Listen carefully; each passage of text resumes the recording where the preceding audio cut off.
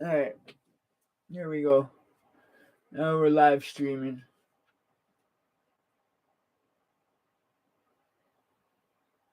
Now we're live streaming. Now we live streaming. Who's gonna be the first one?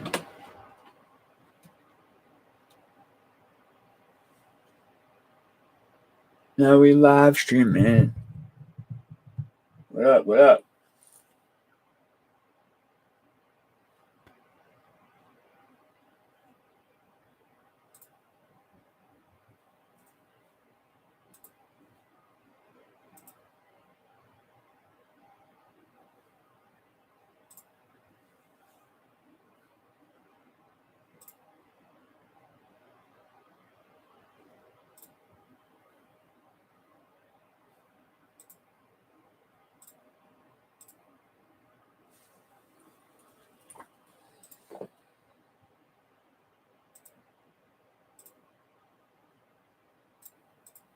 See if it's working.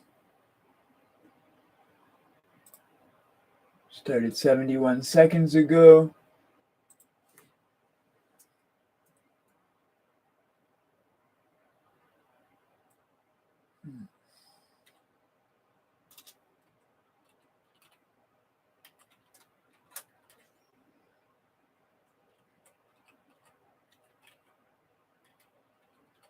Oops.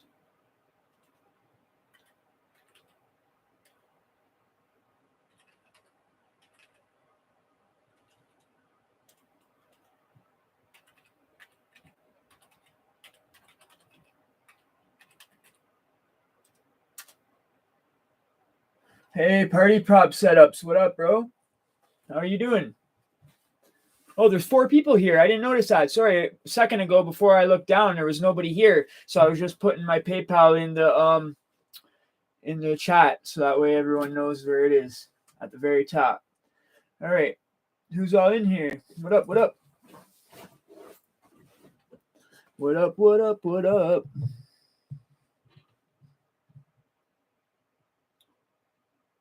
So we got party props up in here, man. What up, party props? Are you new, party props? Are you a new subscriber? I've seen your name a few times now.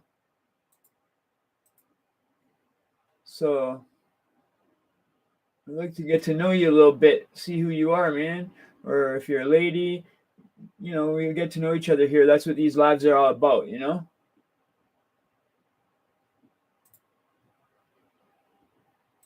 And don't forget to smack the like.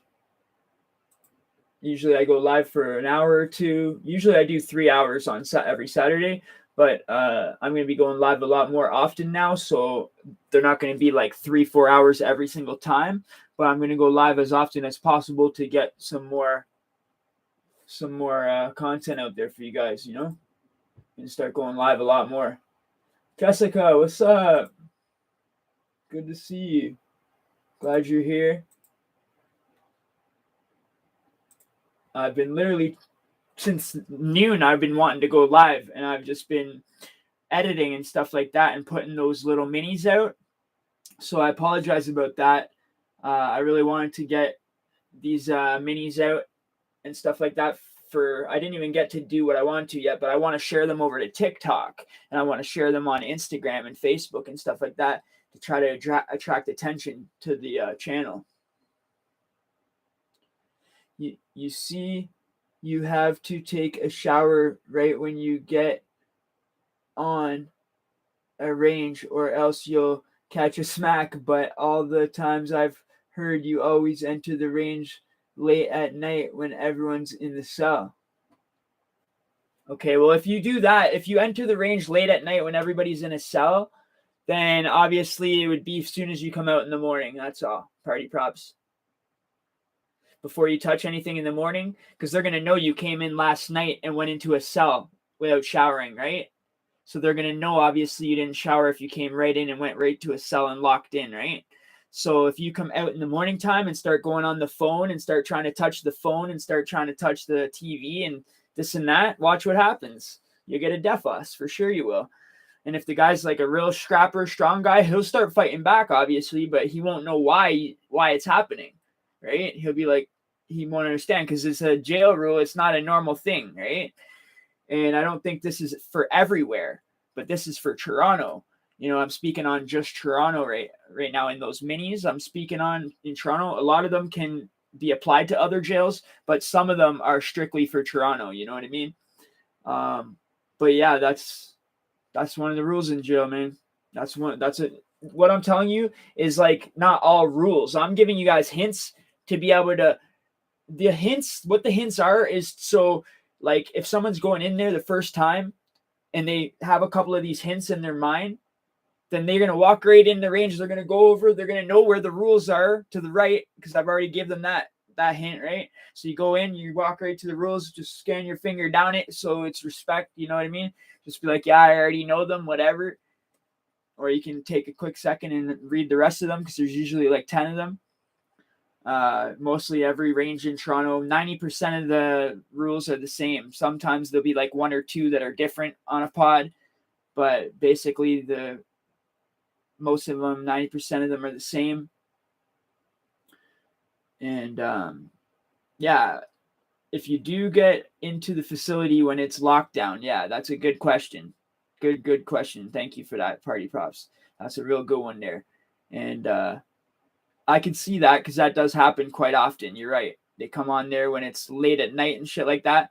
The ones that get there on the last paddy wagon after court closes at 5 and you get the last bus, you'll get there at like probably like 7. They'll keep you in there till like freaking 10, 11 o'clock at night down in the holding cell, down in the A&D in what I call a little mini, it's like a bullpen. Hey, Exposing Truth, what up, man? How awkward is it when you first enter into a range for the first time? Explain a little what happens. Oh, okay, I can do that. Okay, so basically when you're first walking on the range, right? You're going to be coming up to the range you're going to be on, and you're going to see in front of you like a big long range area, but it's going to be glass all in the front, right? These are the pods I'm saying, okay? Not like the Dawn or the Western. So on the pods, you see all this big glass and like the door to get in there. It's like A, B, C, D, E, F in a circle, all the ranges, and then a big bubble in the middle, which is where the guard's booth is to control all the mechanical doors and stuff, right? So when you first come up to the window and they're escorting you to the front of the door of the pod of the range, whatever range you're on, say, whatever, 4 pod A or 4 pod B, whatever. So say you're going on there, you're going to see a bunch of guys, like 20 guys up at the front of the glass or like looking at who the new people are coming, and they'll be like trying to intimidate you. They'll be mean mugging you, grilling you down, trying to see who's out there, see if they have any of their homies out there, see if they have any enemies out there. So they're going to be looking, the guys at the back won't really be looking, but most of the guys up at the front will be looking and stuff like that.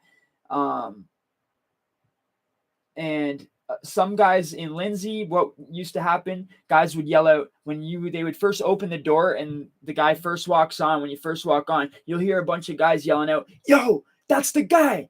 That's the guy." You'll just hear random guys saying this your first time in jail. You'll be like, "That's the guy." And then another guy will be like, "That's the fucking guy, yo. That's the fucking guy."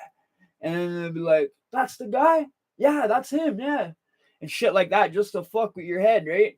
If you've been there before and you already know what's going on, you'll start laughing, right? Because you'll know what up, right? They do that to every single person. It's not just you. So you're going to be thinking they're doing this just to you, but then when you're there for a long period of time, you're going to realize, no, they don't just do it to you. They do it to everybody, right? But they just do that to see if you're going to be pussy and like, oh, fuck, and maybe you did something to somebody and we don't know, and you turn around and walk out, right? Guys have done it. Sorry about being loud. I was just trying to explain to you, like, they were yelled, "That's the guy," you know what I mean?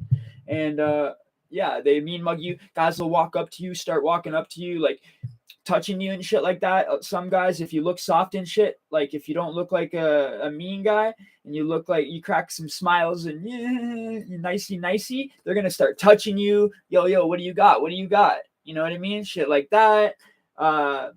If you got like leftover food from downstairs in your brown bag and shit like that, they'll literally be trying to like see what you got in your brown bag. If you got like a dessert or something in there. I'm saying if you're soft, if you look green, you feel me? If you go in there looking like different, if you look like you're gonna fucking throw a punch at somebody that comes up to you and does that, then obviously they're gonna think twice about it, right? But if you go in there all smiling, all friendly and shit, then yeah, they're gonna be up there taking advantage of you. Do blacks solely hang out with blacks? Yeah, of course. It's 90% Jamaican, bro. It's 90% blacks, so there's not really anyone else to hang with. You know what I mean? Uh, because a lot of the white boys get scared into PC, and then you know what I mean. There's a few Indian guys, a few Asian guys, a few white guys on each range, and like 90%, I'd say, at least 85% Jamaican or black, but mostly Jamaican. There's some African too, but it's the city in Toronto here is a lot of Jamaican people, especially at Jane and Finch. A lot of Jamaican. It's like basically you can ask anybody that, they'll tell you that. But blacks basically, it's not like they're just choosing to hang out with the blacks. They basically have nobody else to hang with. That's solid. But I've never had an issue. Like, I've always hung out with the black guys when I've been in there. It's never been a problem. So I don't think it's a race thing. It's not a race thing at all. It's just they look at the white guys because of what the white guys have done, though. The black guys look at the white guys like the white guys are soft because 90% of the time, sorry to say, but the white guys are giving us the bad name by cracking off the range and going to PC, man. You know what I'm saying? And I can understand it if you're not in a gang or if you're not a gangbanger or this or that. Why do you want to live this way? But man, you did the crime, pay the time. You feel me? It's like, why would you want to go live with a bunch of fucking sickos and weirdos and shit? You think that's any better? You're gonna go live over there with fucking a child molester and a fucking person that burnt their baby in the microwave? Or some weird ass fucking shit that makes you want to fucking kill them in their sleep every night? And then you're gonna be over there wanting to fucking kill these fucks and shit when you hear what they're in there for? Like, you know what I mean? Would you rather that the alternative than go live with a bunch of gang members? Me personally, I'd rather live with a bunch of gang members. But hey, to each their own, right? But yeah, the black guys look to us like we're soft because they let them do it. They let them take their shit without fucking saying nothing. They'll catch a DEFOS and not do nothing about it. They'll walk away with their head down. Shit like that, man. And you know what? If they just put their thing and start fighting, they end up winning. That's the fucked up part. You know what I mean? But they're so fucking scared because there's like usually like 10 black guys against one white guy, but they don't realize that that's not going to happen. They're not going to jump in. They're just there to watch. They're there because that's their homie. You feel me? Now, if the white guy started just pummeling, dude, obviously they would get him off of him. You know what I mean? But that's just because that's their homies. Anybody's homies is going to do that. If there's somebody pummeling you and that's your homies, they're going to get the guy off of you, right? It's hard to stand up for yourself when 5 guys gang up on you. Yeah, it's hard to stand up for yourself when 5 guys gang up on you. It is, bro, but you got to do your best. You know what I mean? And the best thing to do is, no matter what, don't leave. Because afterwards, even if you did get beat up by 5 guys, for example, and you did your best and you were actually throwing punches and shit like that, they're going to fuck you up to a certain extent, but they're not going to kill you. And the thing is, afterwards, they're going to give you utmost respect because you're not going to leave. And they know, okay, this guy took this beating. He took a big beating by 5 guys. He's not going to leave. He's going to fight for his own shit. Obviously, they're going to start giving you respect. You know what I mean? You're going to get that respect from the rest of the guys that watched you fight them and not back down and fucking not leave and shit like that. Go shower, get the blood off. You try to hide your wounds and shit like that for the next week or two. And then after that, you get a lot of respect on the range. Even while you're hurt and shit like that, guys will be coming up to you. Yo, what up, bro? Fucking respect for that shit, bro. Yo, respect. You get enough respect for that, bro. Just the littlest thing, just sticking up for yourself. You know what I mean? Even if it is 5 dudes. That's all I can say about it, you know? It is hard, though. It's not like it's some easy thing to do, you know what I mean? It's going to put you right there, man. You're going to be like, it's going to be like, okay, you're really going to fucking know what you're made out of, okay? You're really going to have some heart, and you're really going to have to fucking really think why you want to do this. Why do you want to fucking keep your name good? Why do you want to do all this? Well, do you plan on doing this the rest of your life? Do you plan on, is that all you have is your name? Or have you gone to school your whole life and you're fucking going to be a doctor and this and this and that? Then why are you doing that, man? No, just fucking go do whatever you're going to do. Don't fuck your life up. Just get out and don't come back. You know what I mean? But for a guy like me, that's my whole life, you know, from the time I was 12 years old till an adult. And then my whole adult is in jail, growing up in jail, growing up as a young adult in jail. It's like basically to me, if I went off a range, that's to me like basically ending my whole fucking life. Basically, everything I've ever done like is like for nothing now. You know what I mean? All the respect I ever gained, everything I've ever done, all the beatings I took to stay on ranges, or you know, not beatings, but fights I did to stay on ranges, and lost fights, won fights to stay on ranges, lost a lot of fights, won a lot of fights, and it's like you don't want all that to just fucking one time, one little thing, fuck that all up. You know what I mean? It's not worth it. And that's just me personally, though. I'm not telling anybody else what to do. You know what I mean?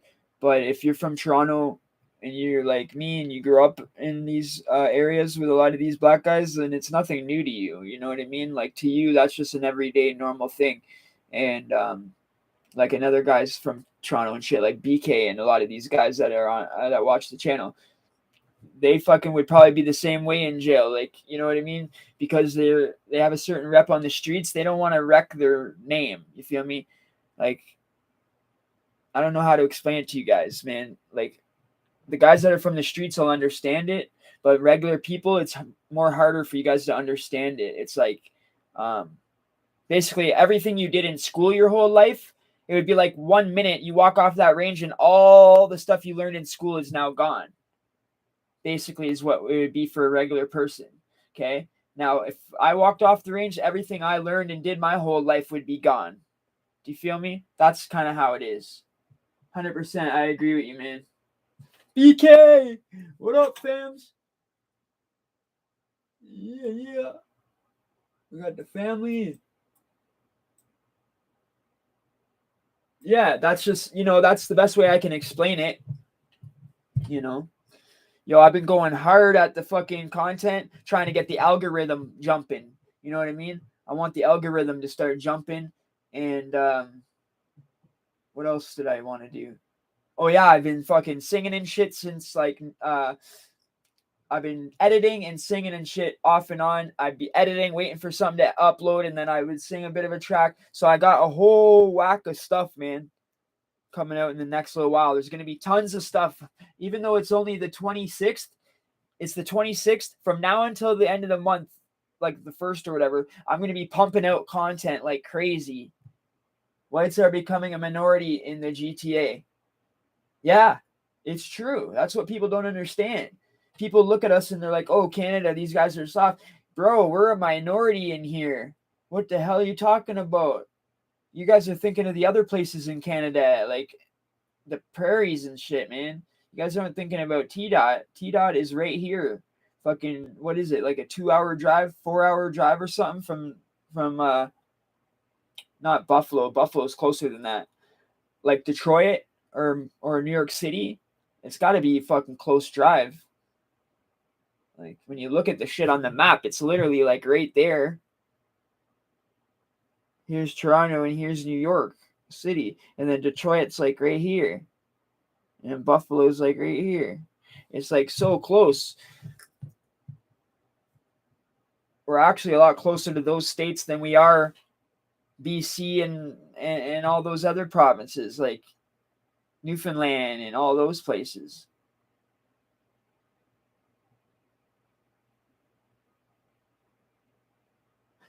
You might already be a minority. No, we are. We are a minority. For real, we are. It is. It already is a minority in T dot. We are. You see, even the business owners were a minority now. Like it's all Asian, Korean, and Jamaican business owners now. You'll see that a lot. Or Indian, Korean, Jamaican business owners all over the city. You rarely ever see a white business owner. You rarely ever see like honestly, you barely ever see white kids in the schools. You know what I mean? Unless it's some like rich yuppie area in Toronto, like those rich streets that everybody knows about. You know what I mean? Sup, homeboy. Much love from Northside Jane.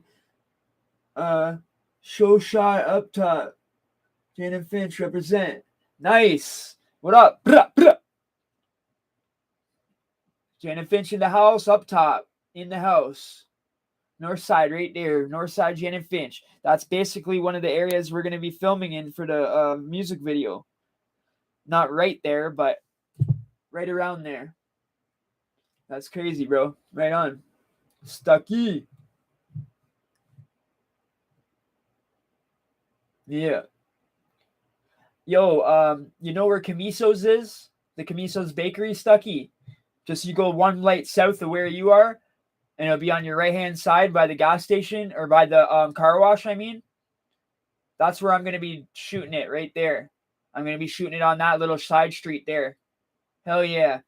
Are you gonna wear a hat or a mask for your music vid? Oh yeah, oh yeah, for sure I am. Oh yeah, I'm gonna have all the homies and shit in behind and shit. It's gonna be sick. Yeah, bro. I can't wait. Yeah, Eddie Stone. Yeah, yeah. That's where I'm gonna be at. I'm gonna shoot in that. You know, in the they got the Camiso's Bakery there, and then across the street is Eddie Stone. That's where I'm gonna be shooting in that hood right there. Vancouver is filled with East Asians and Arabs and Indians. Okay. Yeah, yeah. Sick, bro. Yeah. Yo, that fucking food at that Camiso's Bakery, bro. Whoo! Fucking amazing, bro. Those meatball sandwiches, I can't get enough of that shit, bro. That shit is good. That's a ghetto ass building. Yeah, that's my homies building, bro. That's like all my homies. That whole building is my homies, dog. That's like, you know, when I talk about my homies and my crew and my homies at Jane and Finch, that's who I'm talking about. Yeah. Oh yeah, it's ghetto as fuck. And then right there in the middle and shit, you just go over there and you just see them over there gambling and shit like that, playing dice and shit. Richmond, BC is the most Asian city outside of Asia. Okay, I'm learning something here. Okay, that's cool. I didn't know that. I don't know much really about anywhere except Toronto.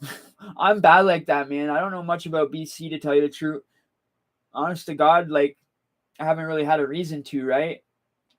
Like I basically went to grade 8. I got a few grade 9 credits. You know what I mean? I didn't really go to school after that. And it was mostly just like when I was out of jail, it was just like trying to work to get a few paychecks, to get a paycheck or two. Or sometimes I'd work for like 2 or 3 months if I was doing really good and save up enough for a big amount. And then when I have enough for a big amount, I would just cop that. And then that would be what I do. I just work that. That would be my work. And even sometimes I come out of jail and just go get a front and not even get a job, just go get a front from one of my homies and start off with like a ball. And then within like a month or two, I'm up to like an OZ. You know what I mean? And I'd just be chipping it hard down on the block and shit. I'd take it down to like Young and Finch, fucking Willowdale and shit. You know what I mean? Not taking the custies from the Mandem and shit down on the block. I'm actually going down, to other areas and shit like that. So that's why the fucking Mandem love me over there because, fuck, bro, if my homies weren't there, then I would go over to your guys over at up top. You know what I mean? Or if you guys weren't there, then I would go whoever has it. You feel me? I'm a business guy. I'm just like, yo, wherever the money's at. You feel me? And I'm just like, yo, whatever. If I need an OZ, there's only a few people I can deal with. You know what I mean? I'm not gonna get robbed and shit by just random people I don't know. So I just be like, that was my life, bro. That was just my life. That's how it is down there, man. That's all we know. Guys like us that grew up in fucking Regent Park and downtown and Jane and Finch and places like that. That's all we've ever known is to fucking sell crack and shit. You know what I mean? Growing up in fucking the 90s and shit like that, you get New York and shit. New York City had the crack epidemic. Well, so did we. You feel me? We had it just as bad as New York did because everybody in New York, all that shit would just come straight up to Toronto. You know what I mean? I actually was wondering maybe my channel should have been called Toronto Jail War Stories instead of Canadian Jail War Stories. Selling crack is dangerous. Yeah, man, it is dangerous. And it's a dangerous lifestyle. And that's the kind of lifestyle that I led fucking my whole life when I wasn't in jail. Actually, even when I was in jail, I was selling food. What am I talking about? For real. I was even flipping that shit inside, bro. This last bid, not every single time, obviously, but the very last time that I went in there, it was like, fuck, ridiculous, bro. Because guys will come on there that are like fiends and shit, and then they'll just come on there and show everybody what they have, and they'll have to bust it out to the server. And then the two servers were my homies, so then they just busted me off a chunk, busted my other big homie off a chunk, and then these guys all did whatever they did, chopped whatever they chopped, and then it was gone, and then these guys smoked it off, and then I waited like fucking like 2 weeks or a month, and then brought the shit back out and doubled the price. You slam. You feel me? That's some real Jane and Finn shit right there. We're gonna hold that shit down for a month, and then we're gonna double that price. Nah, it probably wasn't a month. It was probably like 10 days or some shit. It feels like a month though. Fence digging jail. Yeah, I bet it is. Fencing everything now, bro. It's crazy. Like, I heard you can just go up off the streets and shit in certain countries and shit and just be like, oh, can I get a bottle of Tylenol? Normal bottle of Tylenol, and it's got fent in it. It's ridiculous. Or like even oxys or any little thing you get now, heroin, it's all going to have fentanyl in it. Got to stay away from that shit. Be careful, yo. Everybody be careful.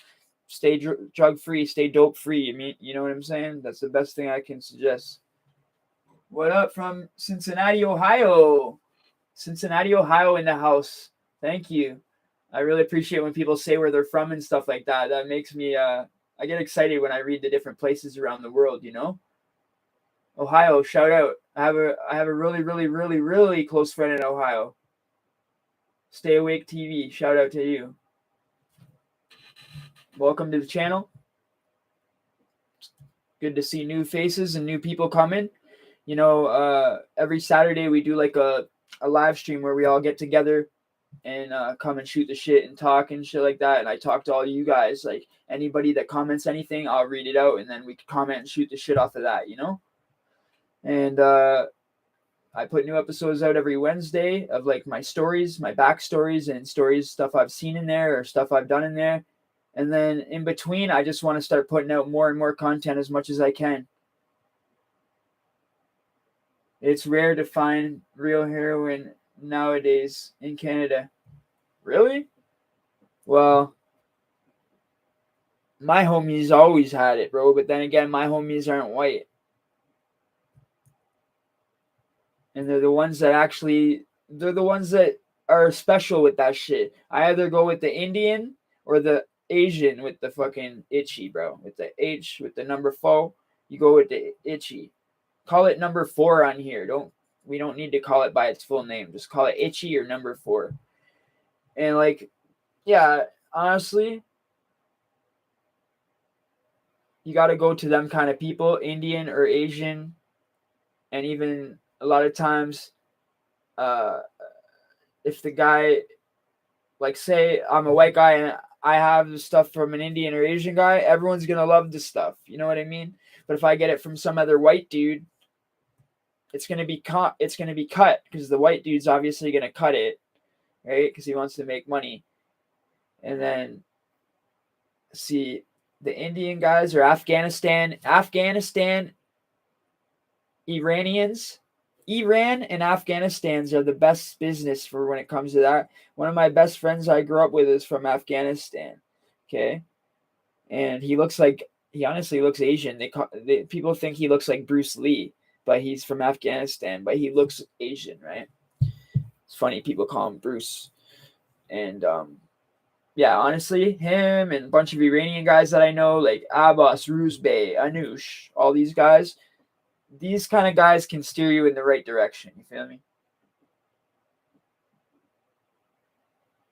Those are the kind of people you want to be looking at. Guys that still get the Oxy 80s and shit.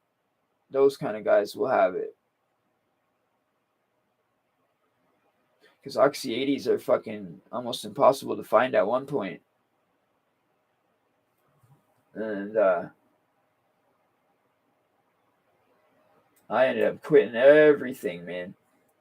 And it's a monster to quit. Trust me. And when you do, longer and longer you're off of it, it's like, fuck, you don't want to go backwards. You know what I mean? And yeah, this shit is like a fucking always a devil down in your gut, fucking boiling in your gut, always fucking devil whispering in your ear and shit like that. You know what I mean? Because I had a bad oxy addiction too at one point. I heard APO 80s are big in Ontario. They were CDN back when I was doing it, but yeah. I know then they did try to do the NEO, the Oxy Neos, and those were gel up and gum up, and those were like blowing people's stomachs up because they wouldn't dissolve. So they tried to put something in them so they couldn't so they couldn't snort them or do nothing with them.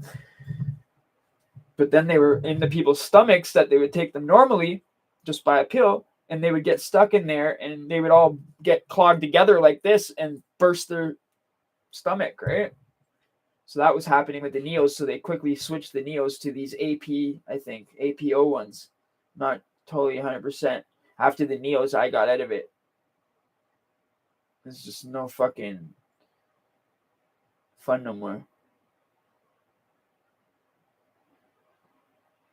Everybody, when the Neos came out, everyone just went to the number 4. Because it actually got cheaper to go to number 4 than buy an 80. 80s got up to like $40 a piece. And for a fucking $40, you can get a flap, which is 2.5 points. Right?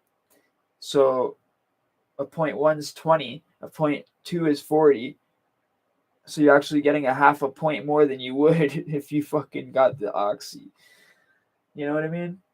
So there's really no difference when it came to that. But you got to trust who you're getting it from, because some of these guys will just cut it down to shit and there'll be nothing there. There is no more OCs around in this area. I know, it's brutal. Because your area, bro, is where all the 4 is. You feel me? Nobody needs it over there because everybody just does the other shit over there. Nobody cares. To them, it's like the ones that do it around over there, they don't give a fuck if it's a pill or whatever. You know what I mean? They just want their fix. Whether it's morphine, Dilaudid, it don't matter what it is. Whether it's just the straight number 4. Is there drugs in Tyack? Oh yeah. Oh yeah. Canada drug market is fucked. Is F what? Canada drug market is oh okay, yeah, it's effed. Yeah. Yeah, there was in Tyack. Pretty much every jail you go to, bro. Every jail you go to is going to be something in there. Because it's not just like, is there anything in this place? You just got to think it's like all it takes is one person to bring it in, right? When I was there, yeah, I remember fucking D Block. Fucking, we're always so high, man. You can hear them over there. D Block, mighty, mighty D Block. They had this whole chant and everything, man. They're always freaking high over there. And once in a while, once in a blue moon, we get blessed, but not very often because it was locked down all the time. So it was very rare that an inmate would be able to get out and move around and shit.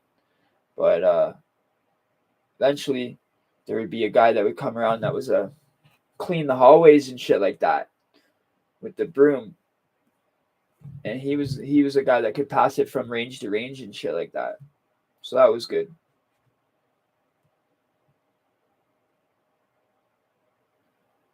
The only thing that I seen in there was just the weed, though. I didn't see hard drugs in there.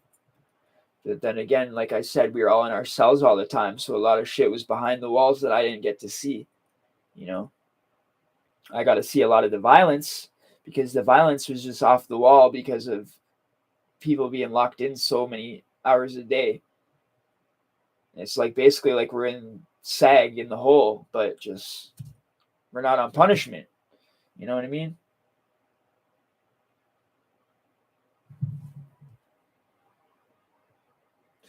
Is that Sticks Stay Awake TV? I also like his channel. Oh, is that who it is? I'm not sure. I've never I've never seen it. If it is though, I want to check him out too, because thought I seen him on somewhere before. I recognize him. Like I recognize that name that you're saying, Sticks.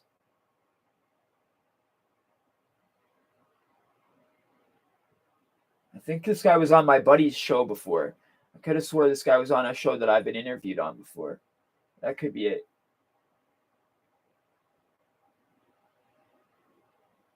Yeah, I'm here. BK just came across his channel.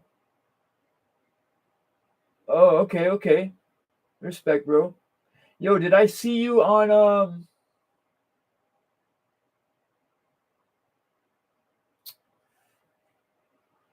Code of the Wait.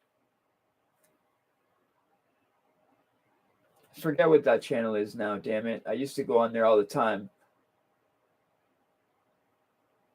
I think it's Code of the Streets, I'm not sure.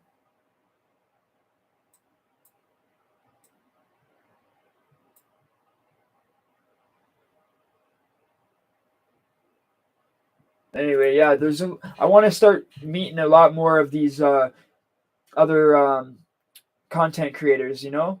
Start doing collabs and stuff like that. Yeah, check his channel, Eddie. He's a good channel. I like his take on Pinot. Okay, okay. For real, I'll check it out.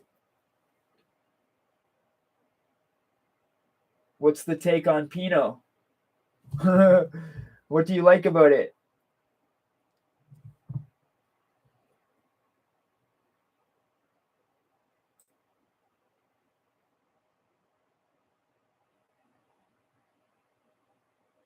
Little Nova. Oh, sorry, Little Nova. I didn't see you. Little Nova said, "What's happening, Eddie? Have you seen Cuzzo?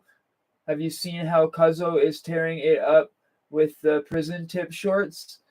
Little few of the videos have over 100,000 views. Nice. I started a little mini series. Yeah, I've. Have you seen how Cuzzo? Yeah, yeah. I talk to Cuzzo all the time. Me and Cuzzo are like really close and stuff like that. But yeah, he told me all about that and encouraged me to start something similar. And so I started the shorts of for my channel to get a bunch of shorts out there for TikTok and to track attention and stuff like that to the channel. So, but I didn't want to name them the same thing. I didn't want to like copy it, so I named it Hints instead of Tips because I know Cuzzo got a little upset because at least 4 or 5 different channels went and called their thing Tips as well, right?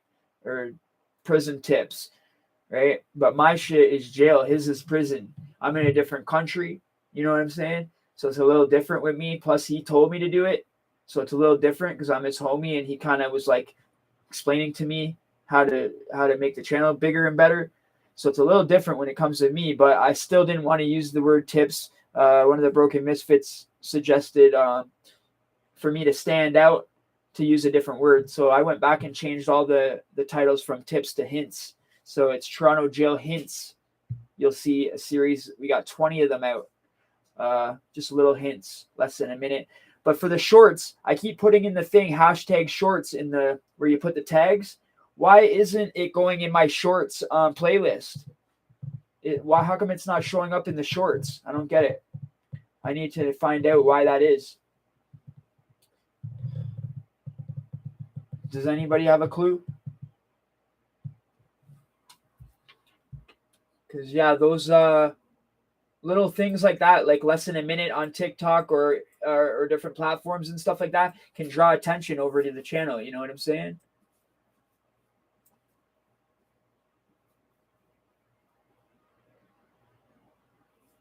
People were hating in the comment of Blood on the Razor Wire's interview with you. Yeah, I know. But why are you bringing that up from so long ago, dude? That was like 3 months ago. And all of us already know that. So why would you even bring that shit back up? Jack Daniels, I already know that, bro. I'm the one they are hating on. Okay? I don't need to rehatch that, bro. I'm in a good mood. You know what I'm saying? And look at who was sticking up for me like hardcore, right? The guy who was interviewing me, Chad from Blood of the Razor Wire, he's a good dude, right? Go look at every time somebody says something wrong about me, Chad goes and friggin' comments and sticks right back up for me. Trust me. About like 15, 20 bad comments in a row at first. He literally sat there and each one of them sat there and came back and said, nah, dude, I believe in this dude. Nah, bro, I know he's legit. Nah, bro, nah, I know. And he fucking sat there and just said, nah, I know he's a real. Because these guys look at a little guy, you know what I mean, like me, and they friggin' think, oh, yeah, right, blah, blah, blah. A guy in Canada? How could a guy in Canada? Blah, blah, blah. They don't know me. They don't know anything about me. You know what I'm saying? So they just automatically just judge off of what they see. You know what I'm saying? And because I'm looking like a younger, because I shave, I clean shaven and stuff like that, they were thinking I was some kid that wasn't even fucking 20. You know what I'm saying? They're like, oh, look at this fucking young kid, 19 years old, fucking talking all this lies, blah, blah, blah. Buddy, I'm fucking older than half of you guys, man. It's not my fault I look young. I got a young, you know what I'm saying? When you're in jail that long, it kind of pauses you, bro. It freezes you. It's like I was frozen the whole time. You know what I'm saying? I think they were talking shit because they were trolls and because they think Canada is soft. Yeah, that's what it was all about. That's what it was all about, 100%. It was fucking, I should have blew up off that interview with fucking 50,000 subs. I should have at least got 1,000 subs off of it. But no, everybody wanted to fucking hate on me and shit like that because they fucking think that, oh, Toronto, or because he put Canada at first. I told him to put Toronto for one, but he put Canada. And I was raised by Canadian Hells Angels. And I said, dude, why would you write that? I said, change that shit, bro. Because that's what was causing all the hate. I said, change that shit, bro. Change that shit. I don't even fucking know anybody outside of Toronto. I don't know nobody in the other side of Canada or anywhere in Canada. I know people in Toronto. That's it. Fucking say that the people that raised me from Toronto, Hells Angels in Toronto raised me. Not fucking Canada, like saying I know every single one of them in Canada. Or people were starting to think that I was saying I was one and shit like that. And I was just like, oh my God, these people are just fucking retarded, bro. These guys don't even understand English. Like, saying you got raised by them and you are one is something totally different. It's like saying, oh, my uncle's an HA. I grew up with my uncle, my cousin, or or if your dad was an HA, oh, you got raised by your fucking dad. Doesn't make you a fucking HA. You know what I'm saying? Normally, sometimes they would, but me, I was just different, bro. I didn't end up joining it because what happened a long time ago when I was a little young and shit like that, 16, hanging out all the time with my older cousins, the Toronto clubhouse downtown got seized and shit like that, and they all went to jail and shit like that. So I didn't see a lot of them after for a lot of years, and I would just talk to my cousin on the phone and do calls for him. But yeah, but I did grow up with them and shit like that and get raised by them and shit like that. By my cousin and a couple of my uncles and all that, bro. I grew up around the club. Even some of my best friend's dad, he was a big guy out in Keswick. You know what I mean? I don't need to name names, but like, fuck, I know a lot of the club, bro. You know what I'm saying? I don't just know them like, oh, do you know them? Like, I know them, like, shake their hand, like they know my name and shit. Like, why do you think it's been almost a year and not one fucking HA, not one person has said fuck all to me about that video? You know why? Because that shit is real. Everything I said in there is all facts. You feel me? That's why, bro. Fucking if it was fake, I'd have fucking 19 different bikers on my ass, bro. Think about it. Eastern Avenue, yep. Eastern Avenue, bro, all day. Sherman and Twip. Don't know how you knew that, but yeah, that's the fucking street that the clubhouse was on. He just fucking said the name of the street the clubhouse was on. So he must know something. staple in the city. Yeah, for real, bro. And you know, they took that shit away, and that's ignorant, bro. They took that shit away, and that ruined a lot of things for me personally because I was having a lot of fun around that time, and I was just starting to like um, they were just starting to give me like support hoodies, support downtown hoodies. My older cousin, he just gave me like a belly clava and fucking support hoodies and like a QP of weed and shit. And like I was excited, you know, I was just like 15 to start living on my own and shit like that. And fucking my actual one of my first places I lived was in one of my own places that I lived at when I was younger, like a teenager, was the old HA clubhouse in Richmond Hill across from Bernard Station. When they all left, there's a red and white house with a big gate there.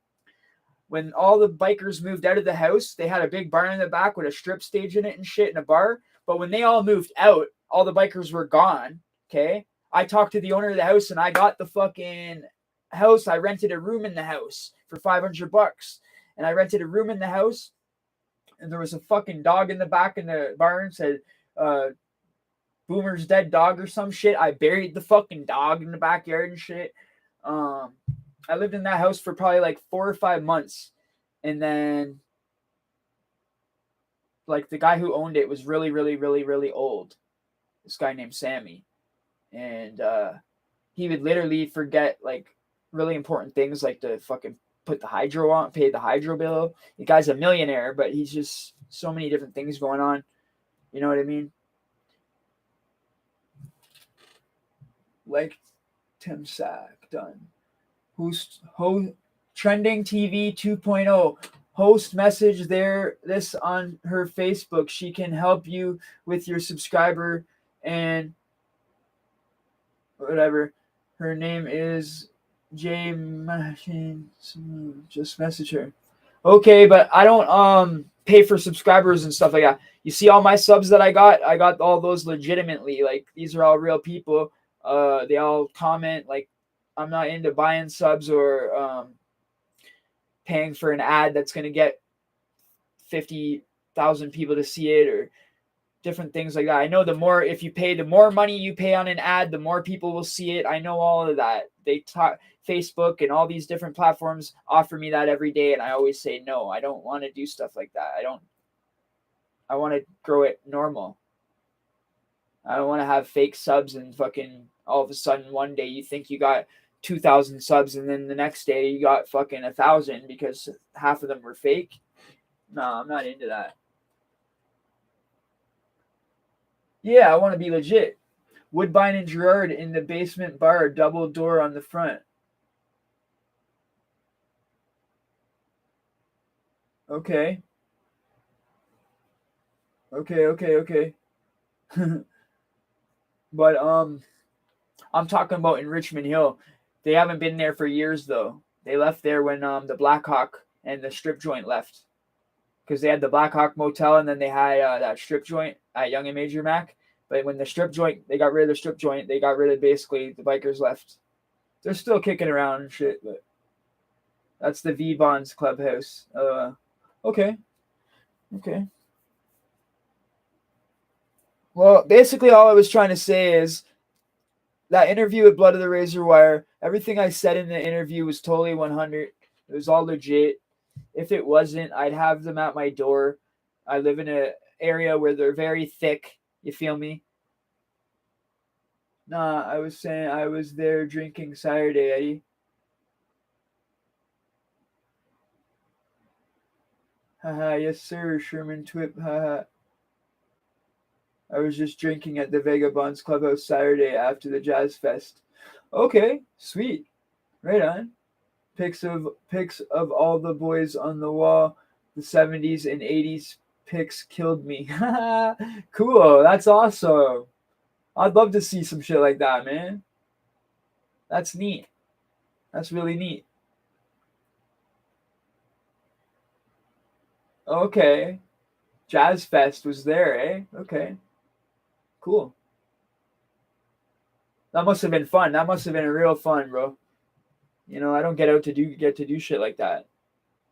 I gotta start getting out a little bit more and shit. I just work and fucking Work. Either work or work. Fuck, I honestly haven't even played my PS5 in fucking 3 or 4 months, or even watched a movie in 3 or 4 months. Like, for real. That's how hard I've been going at it.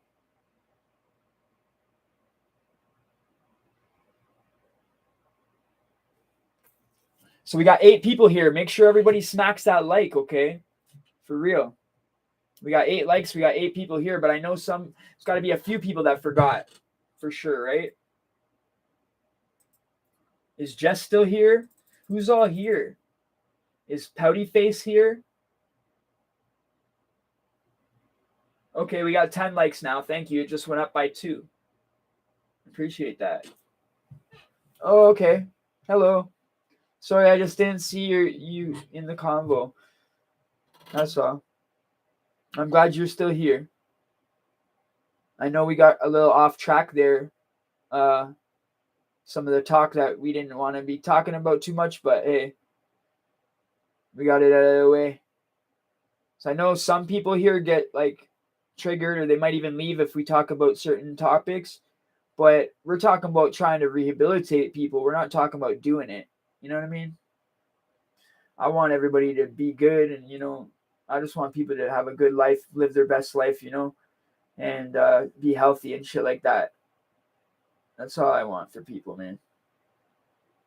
And to stay free. Freedom is a must, But yeah, we got 8 people, and I really like when I know all of you pretty much. Like, we got 8 people here, and like basically all of you have been chatting with me and stuff like that. We're having a good conversation, and I have been working like crazy. I got like probably I'd say at least 10 songs at least, and like 10 songs worth of verses, and about 3 or 4 different courses. So I'm gonna have a lot of content coming out, and I have another channel now called no, don't worry about it. Just get everybody to subscribe to here. Share it out if you can. We got to start getting more people to attract over here. I can't believe that we've just stayed at this for the last month, 340. We haven't grown at all in a month. We've actually gone down from 143 to 140 to 142. It just kept going from 143 to 140 to 143 to 140, back in between that little gap there. Money clip from the 6. Yeah, that's it. That's it there. That's the new one. That's gonna be. I was gonna just put all music and like little vlogs like that have nothing to do with it, with the channel there. The reason your shorts are not working is because you're making short videos, not shorts. They are different. Ah, for real? Okay, what do you mean? What do you mean they're different? How oh, frig, man. You're telling me I did that 20 freaking videos for nothing? Oh man, that was like a lot of work. That was like 2 days work, solid work. It's like, just because it looks like a short video doesn't mean it's easy, or doesn't mean it's like you still have to freaking upload it, edit it, put the description, do everything you still have to do on a normal video. A short can't be longer than 1 minute. Yeah, I know, not any of them were longer than a minute. I knew that much. They are different from Cuzzo. Oh yeah, they're way different than Cuzzo's. I'm not gonna fucking copy the dude. You know what I mean? He gave me advice and shit like that, and told me like how to get the algorithm jumping, but I'm not gonna like copy it T for T. I want to make it my own. You know what I'm saying?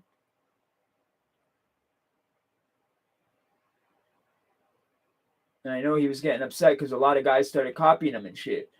With me, I know he couldn't have been set up at me because he's the one who encouraged me to do it, and I'm his homie. So if anyone he'd want to win is me. And he was literally telling me that day, I want 500 people of my subs, 500 subs, got to do this right now. 500 people sub to his channel and all this, like on our last video we shot. So I know he has my best interest. And he wouldn't have told me all that just to get upset if I went and did it. You know what I mean? Stay original, bro. Yeah, exactly.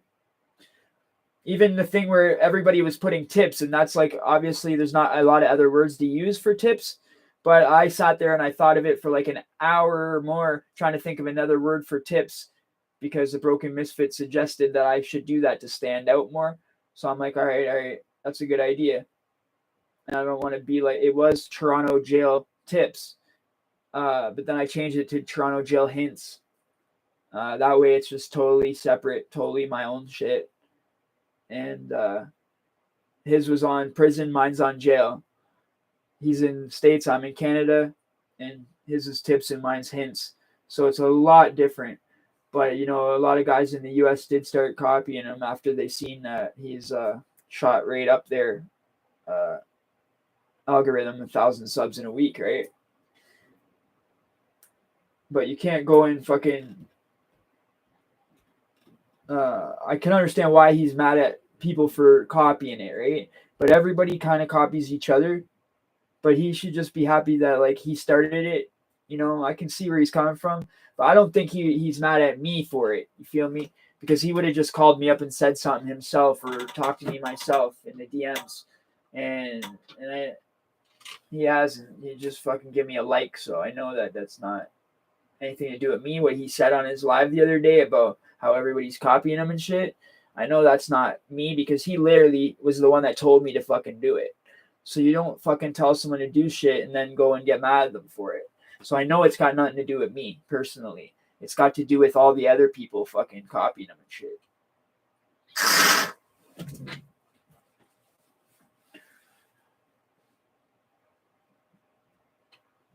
Think about me. I'm fucking one of like 3 or 4 YouTubers up here in Canada. So basically, it's like, fuck, man. If one guy in Canada says something, it's like now it looks like to all of us. You know what I mean? So it's like me and Matt Clark, right? And then I guess the FitCon, Jeremy, and that other guy, the other Asian guy that I just keep hearing about now on TikTok and hearing about from everybody. So if there's 4 of us in Canada here, and there's like, say, like maybe 50 or 100 of them in the States, that's still a small genre. You know what I mean? Other countries haven't caught on yet. UK hasn't caught on yet. Like, yeah. Like this freaking thing, this genre, I want to freaking make it so this genre gets so big that what happens is when somebody like me or like other guys that have changed their lives around, like 23andOne, like all the channels you see, like Jay Let's Live Life, and the positive people, all the positive people, the ones that aren't going on about beefs and this and that.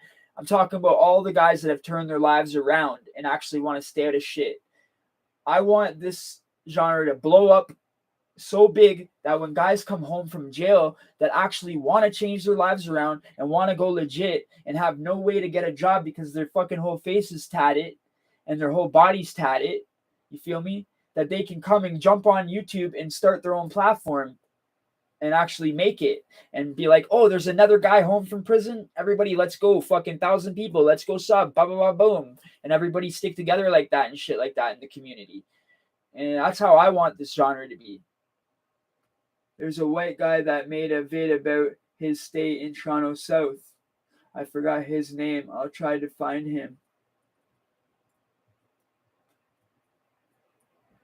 K-Frog? K-Frog? No, K-Frog is Florida. You meet any Portuguese guys when you were doing time? Oh, yeah. You see Portuguese guys. Actually, yeah, one of my good friends is nicknamed Pork Chop. Forgot about that. As soon as I walked on the range, I forgot Pork Chop was one of the first ones that said hi to me. Fucking as soon as I walked on the block, he had his arm out the little hatch and he's like, yo, Eddie, you know me. And I'm like looking up and he's like, you know me, man, you know me. And I'm just like, I can't see because it's a little hatch this big. All you see is this, right? So I'm like, I don't know, homie, hold up, I don't know. And then I walked up to the hatch and I bend down, I see the actual face, and I'm like, oh yeah. What's good, bro? What's good? Last name isn't hurting, is it? No.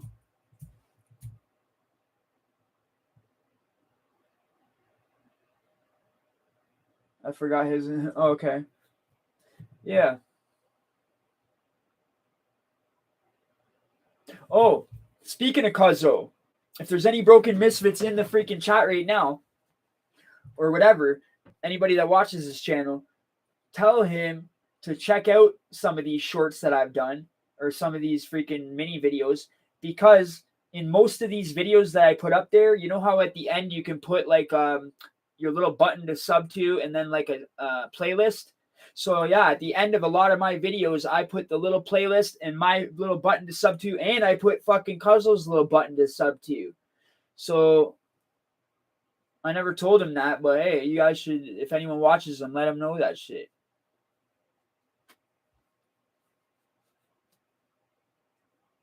Because you guys we're going to be, me and him are going to be redoing a video shortly. Because we did a video and it was supposed to be out a few days ago, and I fucked up and lost all the footage.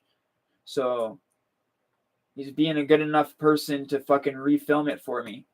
You know, I was worried he would just flip out and be like, "Oh, fuck this guy. This guy's whacked out. He lost the footage."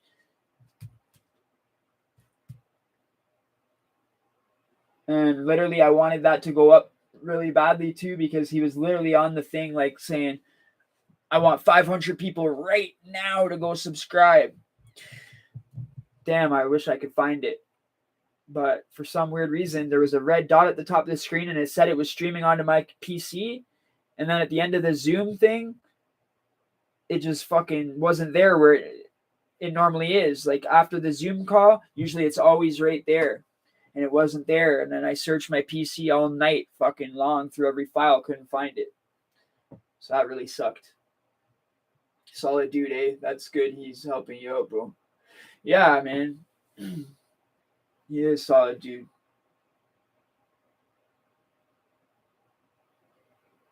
If I would do the same, you know what I'm saying?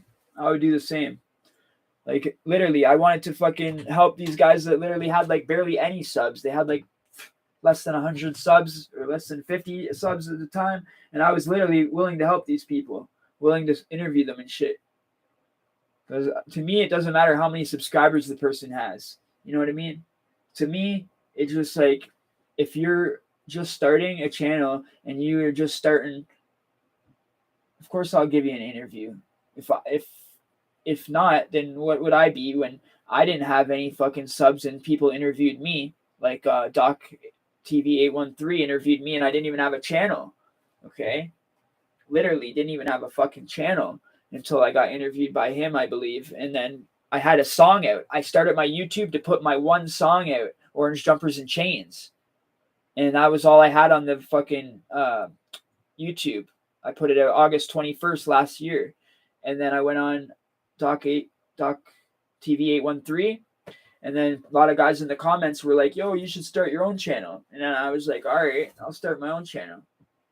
And you guys, yeah, that's right. And iTalk, that's right.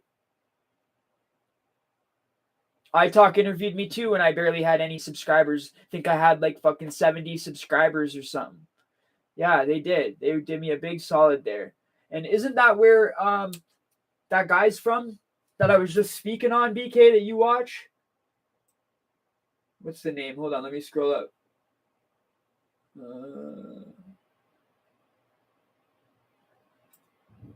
Damn it.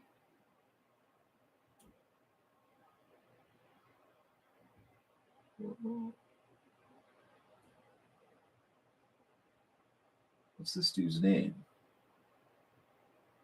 Sticks, I think it was. Next time you talk, Yo Cuzzo, get him to help you make actual shorts. I think when you, on your phone, you click add video at the bottom, it asks you if you want to go live, make a video or shorts. Oh, okay. Okay, but I can still put those on the TikTok and shit like that though. Like the less than a minute TikTok one. So I fucked it up. They're not even shorts. That's why I was wondering why they're not getting as much views as I thought they would.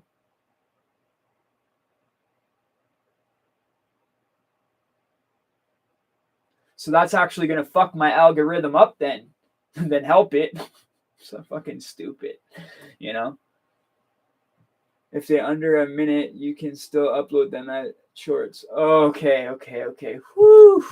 That was a lot of work there, fucking down the drain. You guys know, even if it's a video less than a minute, you guys are creators. You guys know it's still work. It's still a lot to do. Like, you still got to upload it. You still got to freaking create it, film it. You still got to basically go through the same process as you do any other video. You know what I'm saying? Yeah, you don't have to make as good as thumbnail, and you don't have to, there's a few little tricks that you can do, or you don't have to make as good a thumbnail right away, or, you can copy and paste your description and little tricks, but that's good. I'm glad I can still put them up there. That would have been a pain. That would have been a real pain, because I just did all 20 videos in since Thursday, I believe, or since Saturday. Sorry, since Saturday after the live, I've been going nonstop on it, because I wanted to boost my algorithm like everybody else, because it seems like everybody else is putting their stuff on TikTok and all that, right? So that's what I wanted to do. See, I'm not that good when it comes to the tech shit, and I don't have anybody to help me. You feel me? Like, a lot of you guys have people to help you. You got like a homie, or you got like a chick, something like that. You feel me? So it'll be good when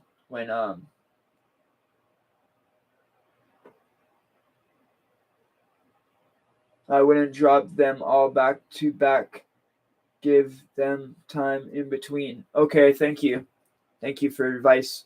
Oh, I did. I dropped like 6 of them, and then I waited till the next day, and then I dropped like a bunch more.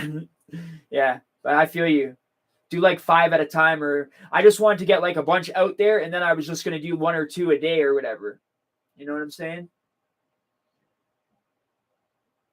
But yeah, fuck yeah, space them out for real. Yeah, I hear that. That's a good idea. 13 likes. Appreciate that, guys. Usually we go for 20 likes in a 3-hour period. Usually I do a 3-hour live, and we usually always, our goal is to get 20 likes, and we usually always hit our goal. And right now we've only been going for just over an hour and 7 minutes, and we're already almost halfway there. So that's really good, guys. Thank you. Appreciate it.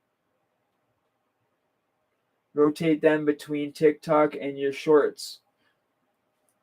For real.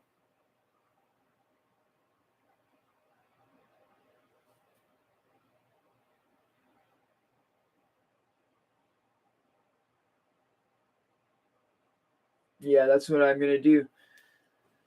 And I got a lot more stuff planned out that's secretive, and a lot of stuff planned out for you guys. You guys are going to see a lot in the next fucking, from now until the July 31st and August too. Like the rest of the summer, bro, I'm going full throttle.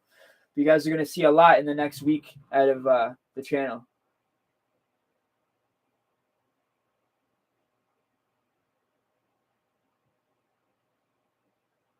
There's going to be a lot more content coming out. And on top of that, when I'm talking about content, I'm talking about music right now, because there's going to be a lot of music coming out. On the 31st, I hope to God to start shooting the music video, right? Just don't have a camera yet. That's all. So I'm really trying to get donations for something towards the camera. I'm gonna go down on the block and basically get all the homies behind me and just fucking. I think what they do, they just turn the song up all the way, and they just mouth the words, because to act out the skit and sing the song at the same time, I think, is a pain in the ass. I think so. I think what they do is they act out. I'm not sure, because I've never done it for real, right? With a real artist. I'm just doing what I know and what I think. So I think that basically when I see them do it, the other people on like TV and shit, I see them mouthing the words.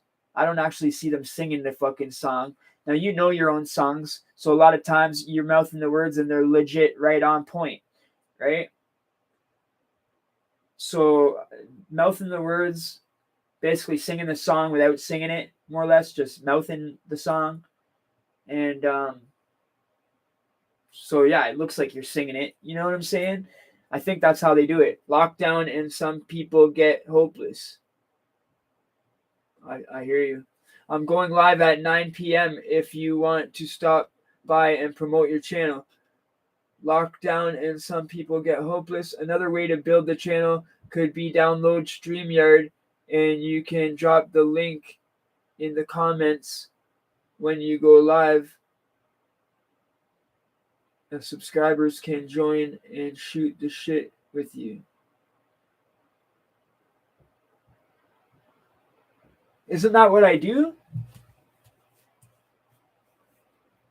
Remember on StreamYards, we tried that and we couldn't see any of the wrenches?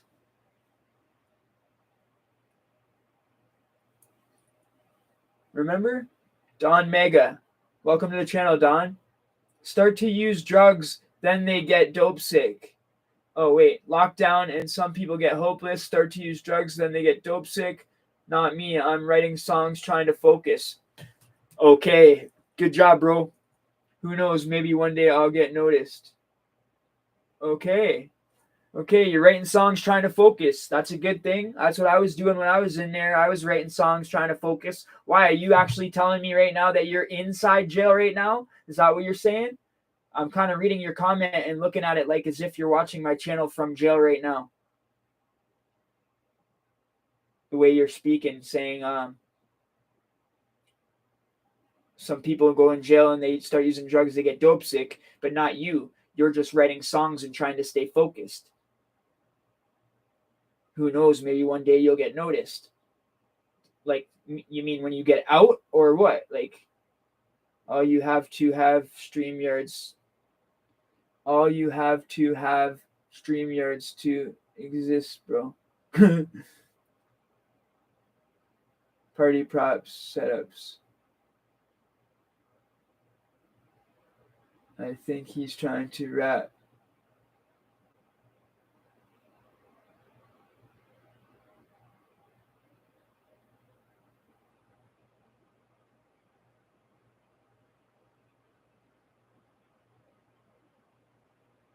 Oh, he's trying to like rap with the writing. Okay. So he's saying start to use drugs, then they get dope sick. Not me. I'm writing songs to stay focused. Who knows? Maybe one day I'll get noticed. Is that what you're trying to do, bro? Lockdown and some people get hopeless. Start to use drugs and then they get dope sick. Not me. I'm writing this song to stay focused. I can see it. Keep doing your thing, bro, and get a fucking actual profile pic, bro. Good shit, fam. Yeah, get a profile pic, bro, because people will think I don't like the ones with no pics because 90% of the time they're trolls. But you're not a troll.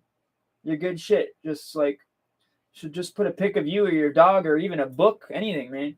Anything but just those random letters. Because that's what trolls do. I'm not saying you're a troll though, bro. I'm just saying because then we can see what you look like and shit like that. And then like you're a rapper or whatever, then right away you can see what the guy looks like and be like, hey yo, you want an interview? But for all I know, you could be a little kid. For all I know, you could be, you feel me? For all we don't know. But yeah, your rap sounds legit. What are you in jail right now or some shit, fam? Because it sounds like it. Unless that's just your rhyme.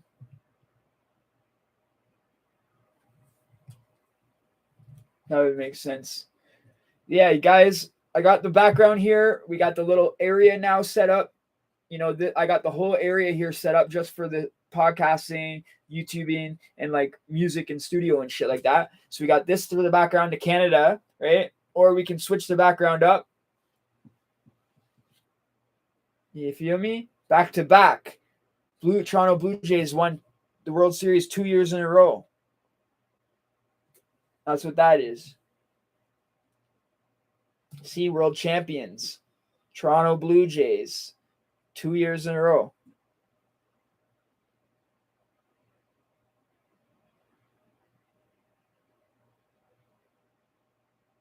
I don't think they've won it since then. I don't think they've won hockey either. I don't think they've freaking won hockey since there was only 6 or 8 teams. Fuck. But yeah, that's what this is all about, man. Picking up the mic, picking up sports, picking up school, anything besides, picking up that gun. You know what I'm saying? Anything besides picking up that gun in that bag, bro. Well, get the bag of money. Just don't pick up that bag of food, of hard dope. You feel me? Don't pick it up. Don't pick up the gun. And just pick up the mic. Pick up the books. Pick up the sports. You feel me? This is for the youth, this quote, this,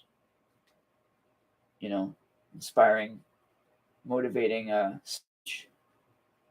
This is for you young guys, that don't listen to your teachers or your counselors or your parents. And, you guys come to this genre to fucking get some kind of insight. And this is what I'm telling you. Stay away from it. Stay away from it, man. You think it's cool at 12, 13 like I did. Okay? But then before you know it, you're 16, 18, and it's too late. And you're locked up. Or even before that shit. Even you go to a JIT camp or a place like Tyack, where they stab each other with chicken bones. Sound like fun? In the neck. Over a phone call. I'm born 88, did 3.5 in Reynolds. How much time do you think you will get in Canada for an armed robbery and it's your first offense? I don't know. Armed is bad. I don't know. Armed is bad. Even robbery is really not something good. Robbery you can get a lot of time for, even if it's your first time. But your first offense is, you'll be lucky that that's your first offense, because that's a serious charge to get. And I couldn't put a time on that, man, because it's your first offense. You know what I'm saying? Your first offense, usually they'll fucking give you probation. Usually. You know what I'm saying? Usually you'll get fucking bail, or even usually you won't even need bail for your first charge. Unless it's fucking like a murder charge or some shit. Or something like that. Like a fucking robbery. A violent robbery with a weapon. An armed robbery. Because I remember when I was charged with assault with a weapon, assault caused bodily harm, and robbery. ×2. That was bad. That was really bad. And at least fucking, you're looking at least, I'd say if they don't give him probation and he doesn't get like off because he's just his first time, and the judge goes easy on him and lets him off because it is his first time, and they get a good little legal aid lawyer, they get a good lawyer somehow or whatever, legal aid or some shit. Because if they're asking for jail time, you can get legal aid. If they're not asking for jail time, you can't. I would say if they don't give you the probation, you got to at least do over 2 years for that. You're looking at 2 to 5. Easy. At least. I'd say between 2 to 5 years easy for your first charge. And then again, some guys would get let off on their first charge. I've seen dudes get probation on their first charge. 2 years probation. But that's more of a serious charge there, though. It depends what kind of robbery. Like you saying a gun, armed robbery. Like, is it a gun? Armed robbery could be with a knife. Armed robbery could be with a bat. Armed robbery could be with a lot of things. If it's a weapon, like a firearm, then yeah, you're going to get a lot more time for that too, because then you're going to get the firearm charges as well. And if he let a shot off, it all depends what happened in the robbery as well, right? Did he hurt the dude? Did he let a shot off? You know what I mean? Did they catch him with the gun, or did they catch him with the weapon? Yeah, so the gun, yeah, so then you're looking at least 5 years or more. Forget the 2, because the gun's going to boost it. The gun's going to boost it big time. Because in Canada and Toronto, we don't have handguns. Handguns are banned. So you're going to get big time for the handgun. You get a couple years just for the gun. And then the robbery, you're going to get a couple years. Possession of the firearm and bullets and all that shit, you're going to get it. You're going to look at a lot of time. Sorry to tell you this.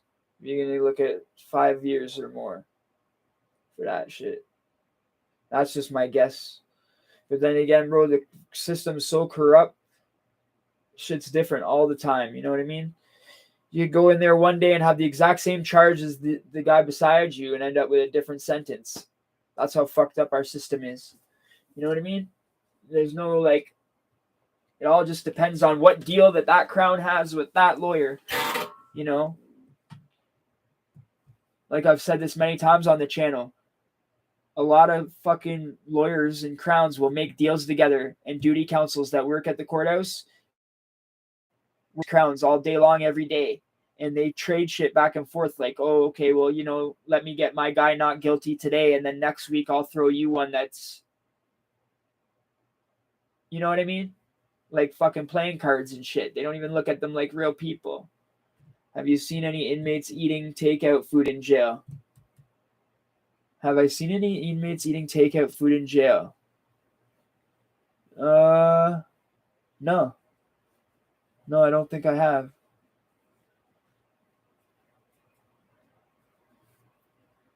Not that I can remember. Nope.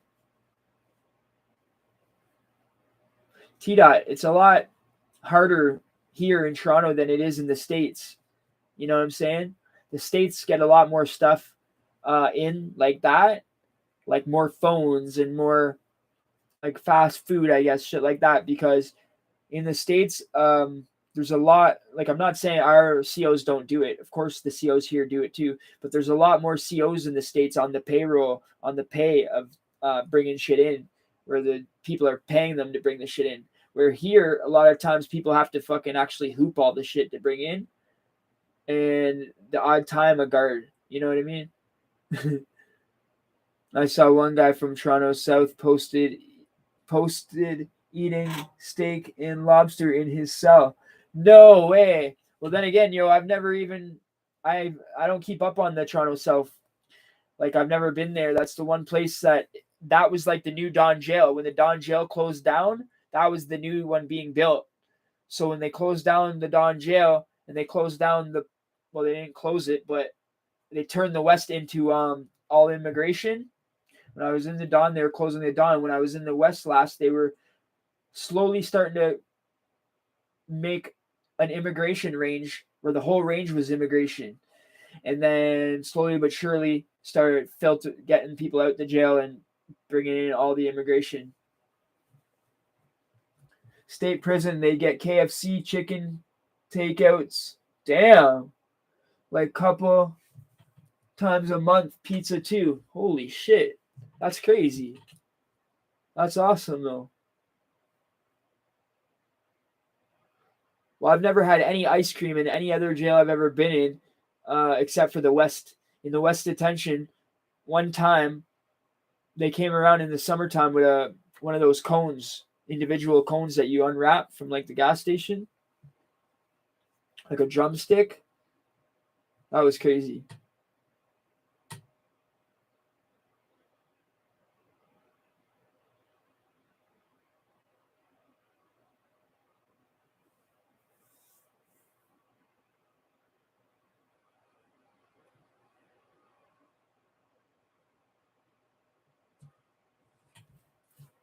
But yeah, for anybody that's new to the channel, I just got a new mic, so you came at a good time.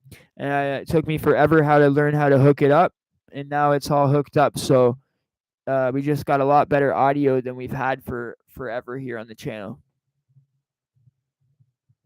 I believe it's supposed to be good. It should be better. It's a Blue Yeti. You feel me? Yeah. And then I got my whole freaking podcasting area here. See? We got the like pillow, the CJAWS pillow, which stands for Canadian Jail War Stories, and all my freaking stacks of different paperwork. So I got stacks of my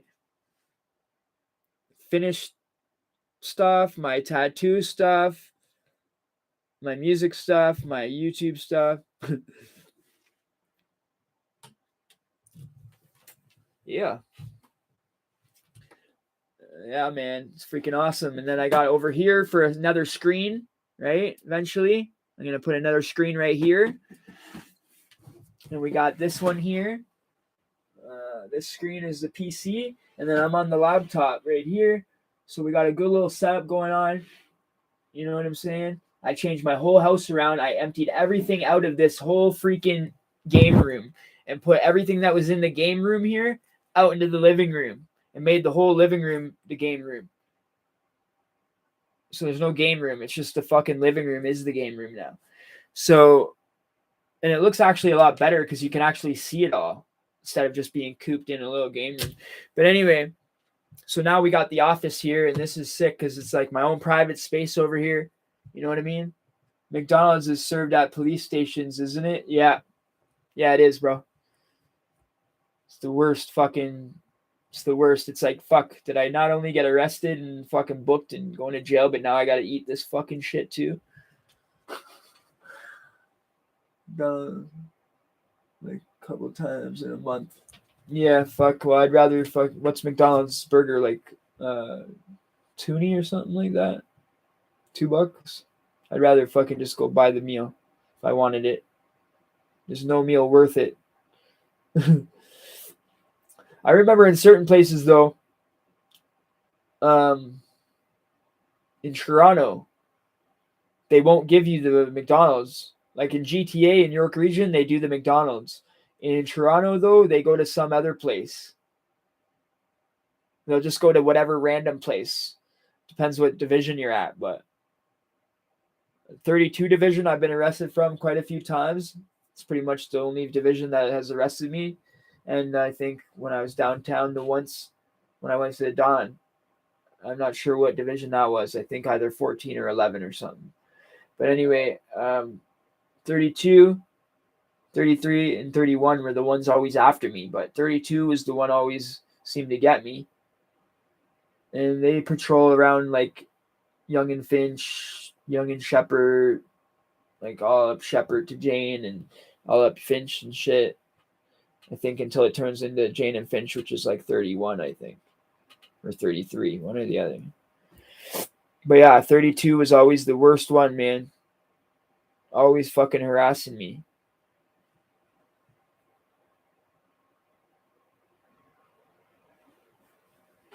Because I had a trap spot at Willowdale and Finch, right? So I'd go to my spot, cop work, and then go work down Willowdale, right? Could you order anything from McDonald's? No, they don't let you order anything. They just fucking bring you something. They don't ask you what you want or anything. They just bring you the same shit. I think it's a fucking McMuffin or some shit. An egg McMuffin with an orange juice. And if it's like nighttime or shit, because I've been arrested a million times, at nighttime it's a Big Mac meal with a fucking no ice. And what the fuck do they do? Sometimes pop, but sometimes they would give you orange drink. And it's so weird because they have the little camera in the fucking holding cell, and it's like a little bench, right? And you don't have nothing. It's just hard to fucking steal, like hard as hell. So you take the little toilet paper roll because that's all you got. Put it on your head, try to sleep, right? Well, all of a sudden you'll start beating sweat because they turn the heater on underneath you in that box you're laying on. There's a heater under there. So all of a sudden you start beating sweat, right, when you're sleeping. So you wake up, you're like, what the fuck? You take off your clothes, take off your jacket or whatever you got on, take off your shirt. You lay back down, you start sleeping again. Now all of a sudden you wake up and you're fucking frozen. They turn the heater thing off. It's like they fuck with you, bro. They look at you when you're in there sleeping and they fuck with you. Every interrogation room I've been in, I would carve my initials on the wall, LOL. Oh no. I've heard them say shit like, oh, don't fucking carve your initials on the interrogation wall or on the bullpen wall or on the jail wall or you'll fucking you don't want to do that or you'll come back to see your initials. I've heard them say that so many times. Have you guys heard that one before?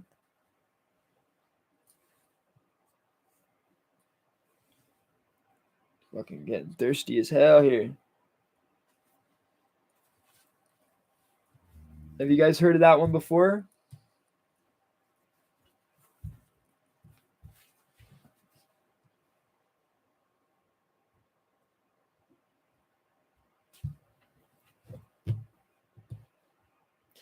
Frig, I want to get a higher up chair, man.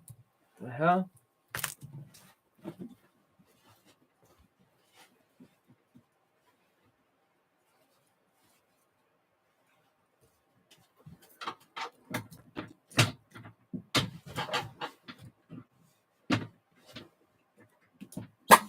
Oh, nice. There we go.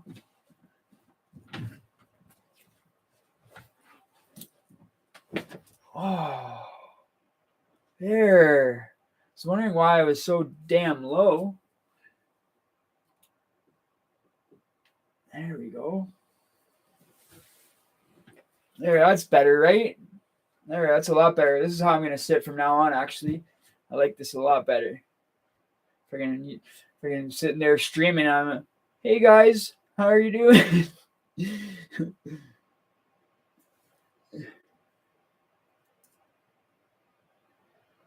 Last name is Harding, isn't it? Solid dude, eh? That's good. He's helping you out, bro. And I already read that. Hey bro, do you know anything about the question I just asked? Can you talk a little bit about that, please? Haha, much better. I heard when you get charged. Hang on, what does it say? I heard when you get charged, they have 1.5 years to take you to trial. If they don't, your charges can get thrown out. You have a right to a speedy trial, yes, but I don't think your charges will get thrown out in 1.5 years, though. Because it all just depends on the courts and the backup and shit like that. But you have a right to a speedy trial but the thing is, you have to be demanding trial. You can't just like get remanded for 1 year and you and your lawyer not even ask for trial and then all of a sudden be like, oh, well, it's been over 1 year. We want trial. Oh, you didn't give me trial in 6 months. Oh, well, I'm just going to get thrown out. They mean 1.5 years from the time you ask for trial. If you and your lawyer say, we want trial, we don't want to fuck prelim, fuck pre-trial. We want trial. We're going to trial 100%. Give us our trial date. No more stalling, no more messing around. And then they give you your trial date. It has to be 1.5 years from that date, you're probably thinking. Or they can toss it out. Because there's no way. Because some guys just go to court when they're on the street on bail. I've seen guys go to court like 10 times over the smallest little petty little charge. You know what I mean? 10 remands. Every time they go to court, they're like, oh, blah, blah, blah. Okay, come back next month on the 10th. They'll show up next month on the 10th. They'll sit there, sometimes till freaking noon, sometimes till 5. Sometimes they're the first one up. You never know, right? You get called up for your name, and they'd be like, you stand up in front of the judge, and they'd be like, okay, so, blah, blah, blah. Oh, just another remand. Remand till fucking next month on the 10th. Literally. Until your lawyer and shit starts getting stuff together, starts getting the disclosure, starts reading off the disclosure and seeing what he wants to do, starts talking to the crown and shit like that. That's what your court dates are going to be like. You feel me? It's actually better to wait the longest you can to go to trial because cops will forget the story and contradict themselves. That's right. That's also something that BK said too. It's also better to wait as long as you can, just for the fact that anything can happen. They can lose evidence. Yeah, they can fuck up their story. They can all that shit, right? It's just the longer the wait, the better. One time I kept putting my stuff over and over and over at the Newmarket Courthouse. Next thing you know, they did renovations on the Newmarket Courthouse and they were all in trailers everywhere out in the parking lot. Well, guess what? Everything getting moved around in boxes and paperwork and trailers, this trailers, that trailers, shit got lost, bro. And freaking my paperwork ended up getting lost. And so for that certain charge, I went to court and I'm like, so I'm supposed to have court on this day. in in this room, this courtroom. And they're like, well, your name's not here and we don't have any paperwork on you. So I suggest you just don't even talk about it and just go. And I'm like, holy fuck, that was some crazy, crazy experience that happened that day when they had, trailers at Newmarket Court. I couldn't believe that shit. The person literally told me, well, if I were you, I wouldn't say anything. Oh my God. I guess because if you say something, you know, I guess you don't want to have to go there and be like, yes, I have court. No matter what, I told you I have court. I'm not missing it.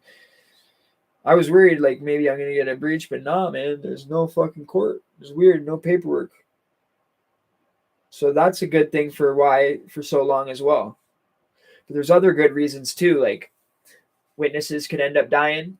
Not saying that's a good thing, but for you it would be, right? Just saying. They can end up ODing or whatever.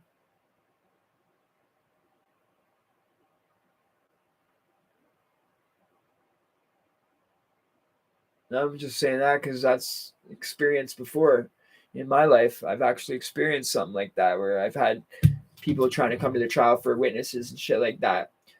And one of the witnesses passed. And so the other witness by himself is just a drug addict. Two witnesses, two drug addicts by themselves. It's like, oh, well, they got two people and the person who they got that died, right? Criminal negligence. And yeah, it's freaky shit, bro. They try to scare the fuck out of you, tell you you're gonna get life, tell you, oh, there's no maximum. Just take a 7-year plea bargain.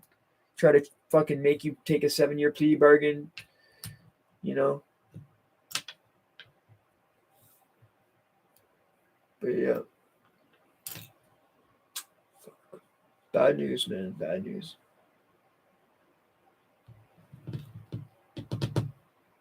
And then I guess there's also where they can die from a car crash. That's also manslaughter.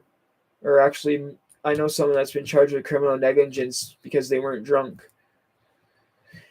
Criminal negligence is a different thing, man. It can happen for any different reasons. You can end up punching somebody in a fist fight and they fall and crack their head off the curb and die, and you get charged with criminal negligence. Because they'll be like, your negligent act was so negligent, your criminal act is so negligent that you caused Buddy to die.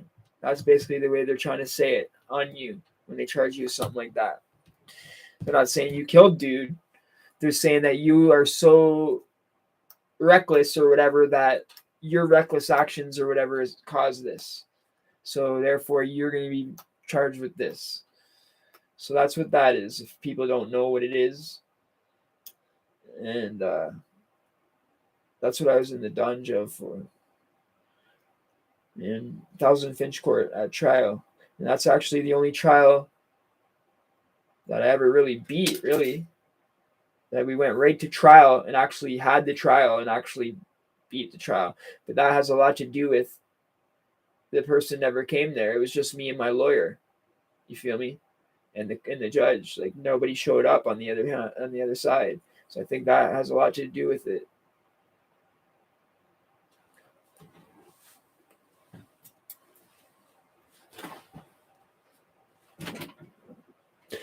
Because, you know, with my record and shit like that. But then again, I've never had drug charge, so that was a good thing. Never been charged with drugs or anything like that, so that was one good thing. Knock on wood, you know? My shit was all like theft unders when I was young. Mostly assault charges, robbery, B&E, couple escape custodies, assault police, obstruct police, breach of bails, breach of probations, like many, many breaches, like 10 breaches, 10 breaches of bail, lots and lots of those. And every single time I'd be stupid and lie about my name to the cops, get an extra charge for obstruct peace, and then I'd always fight with them, get an extra charge for assault police.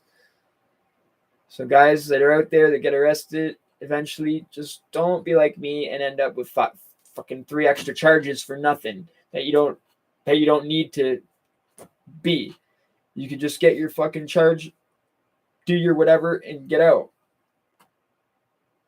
Like sometimes I'd be getting charged for like a theft under, and it'd probably be like a 30 or 60-day charge. Go for 60 days and get out in 40.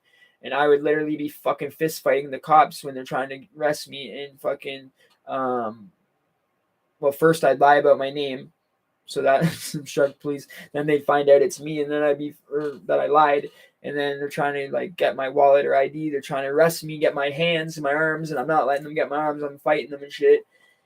And that ends up taking your 40, 60-day stupid thing that I should have just took it and fucking did it, but stupid me ends up getting an assault charge on top of it, and it ends up having to do like 20 months instead of fucking 40 days. You know what I mean? Or 10 months or some shit, stupid shit. And literally every single time almost that I got charged, I would do something stupid like that and end up fighting them. At least four or five times. Yes, the assault police. Fuck, and you never win. You end up getting fucked up badly. That shit that happened with that guy when they put the knee on his neck and he couldn't breathe and he passed, that shit happened to me quite a few times.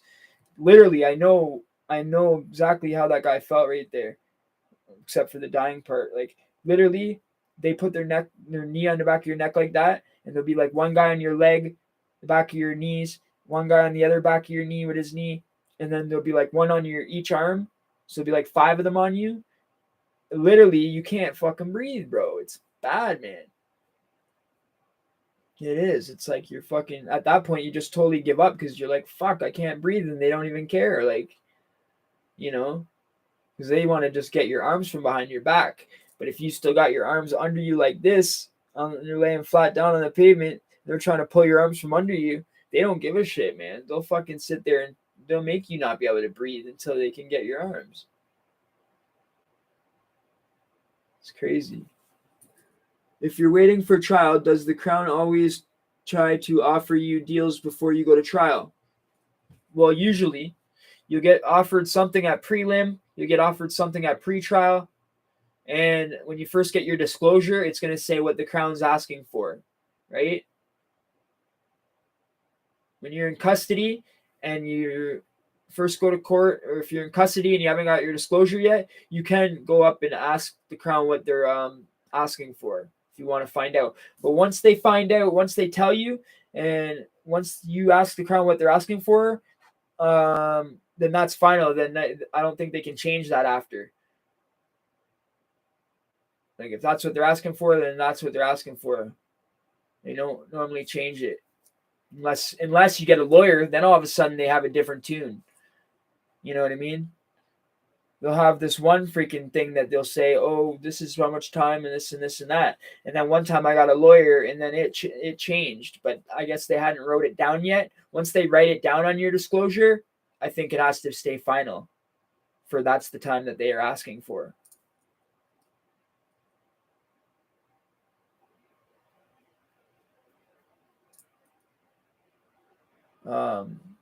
I've seen things like having to pay restitution, having to actually pay money. When I got out, I had to literally go to, I wasn't on probation, but I had to literally go to this probation office up the road and, up the road and around the corner. But I literally had to go there and give money. Literally every week or every time I got a paycheck, I had to go and give a certain amount of money out of my paychecks until I paid off this freaking, whatever fine. It's not a fine, but it's some sort of punishment. You haven't been fined for like anything, actual like traffic fines or nothing, but it's like they call it restitution. That's it. Call it restitution. Crazy. Yo, there's 6 of us in here. Pouty face, are you in here or what? What's going on here, pouty face? You ghosting me?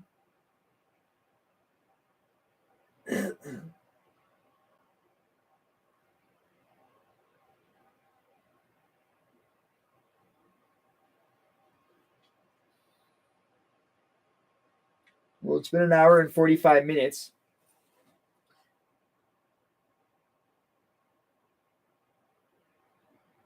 The most beneficial thing about waiting for trial is the 2 or 3 for 1 days you get for sitting dead time.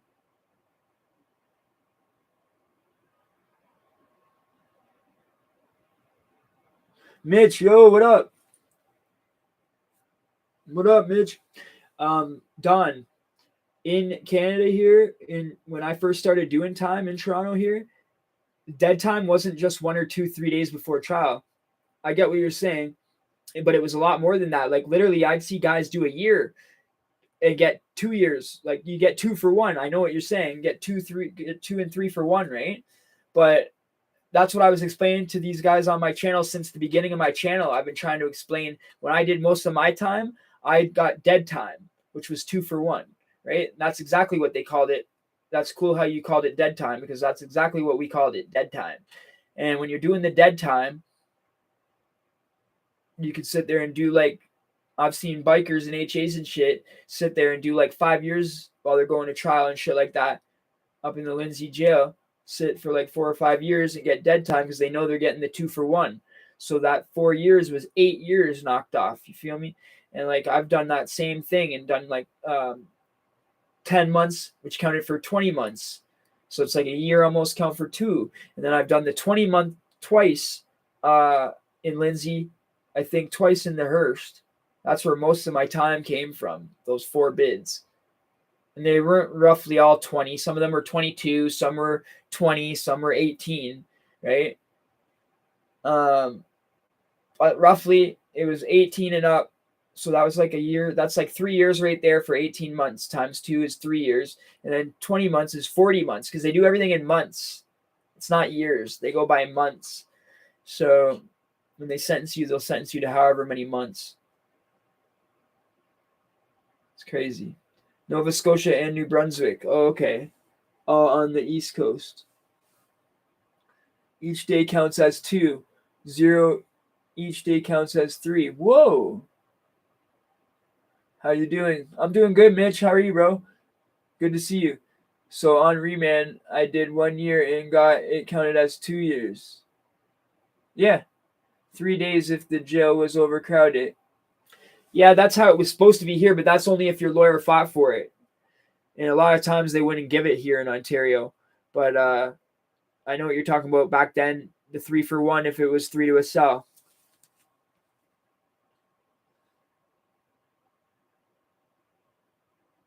Uh, 3 days in jail was overcrowded. Yeah, dog, I've been in the system since 03. Yeah, see, you've been in the system the same as me. Like when I started doing my time was roughly around 2002, 2003 till about or even my YO time was even before that. But yeah, until like 2012, 2013 times. And then the last time was 2017. So been out of trouble from 2012, 2013 to 2017. I was also out of trouble, right? But then I fucked up and had a slip up and went back for like 8 months in 2017.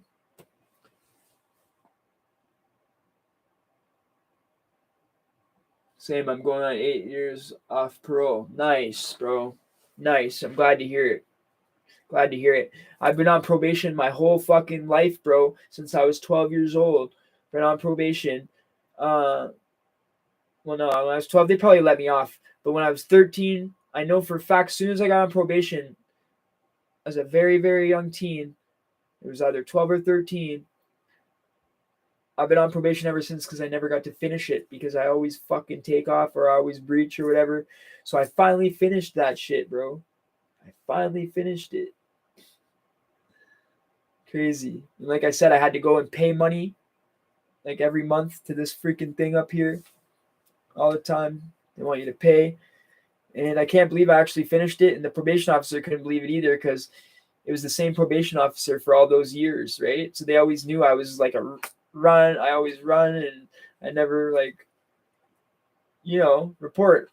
Usually I report once or twice and then I'm gone off from the fucking run and a warrant. And thank God I don't live that lifestyle no more, man.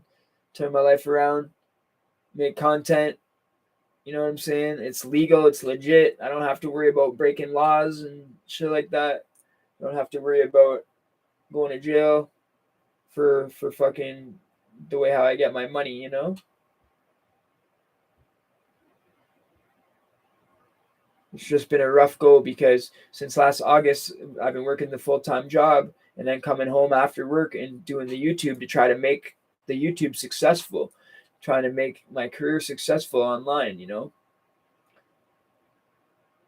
So I've tried a lot of stuff, man. I've been going hard at it. And a lot of people thought I'd be a lot bigger right now, and so did I. But hey, I've always had the worst luck, so you got to look at it that way. I'm lucky to have the ones that I do have.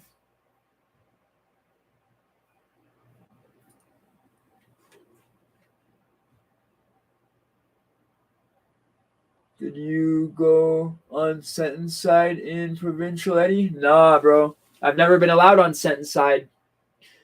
Fucking sentence side to me is like a fantasy or like some sort of urban legend or myth or some shit.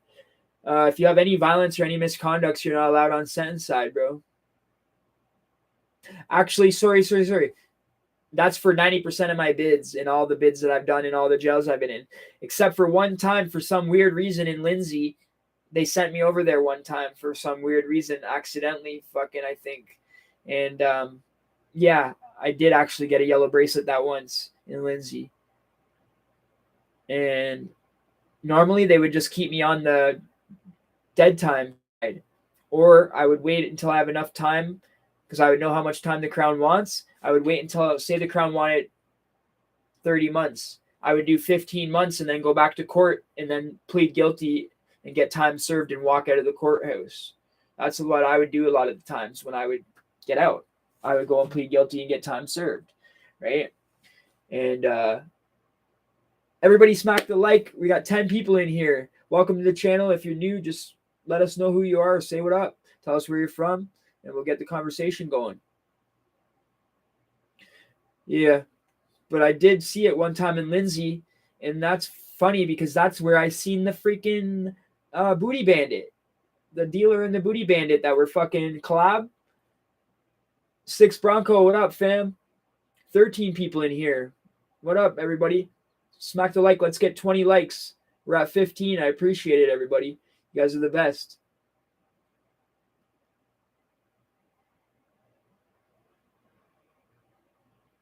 Our goal is usually 20 likes in 3 hours. We go live for 3 hours, and it's usually 20 likes.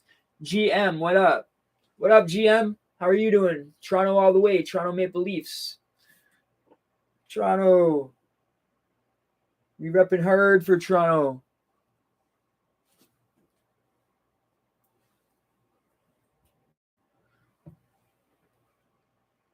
Assault the like button. Assault the like button. That's a good one. I like that shit. And yo, we got a new mic and everything, so the audio should be A plus. We just got to get a new camera. This is like this is just the laptop. My crappy camera that zooms in and out is this. It's a webcam.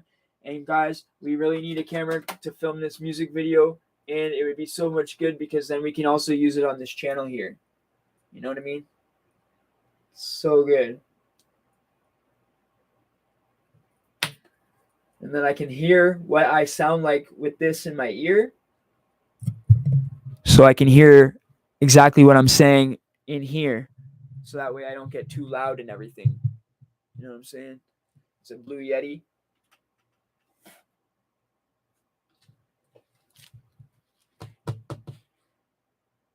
So we got a better little spot to film over here now, you know?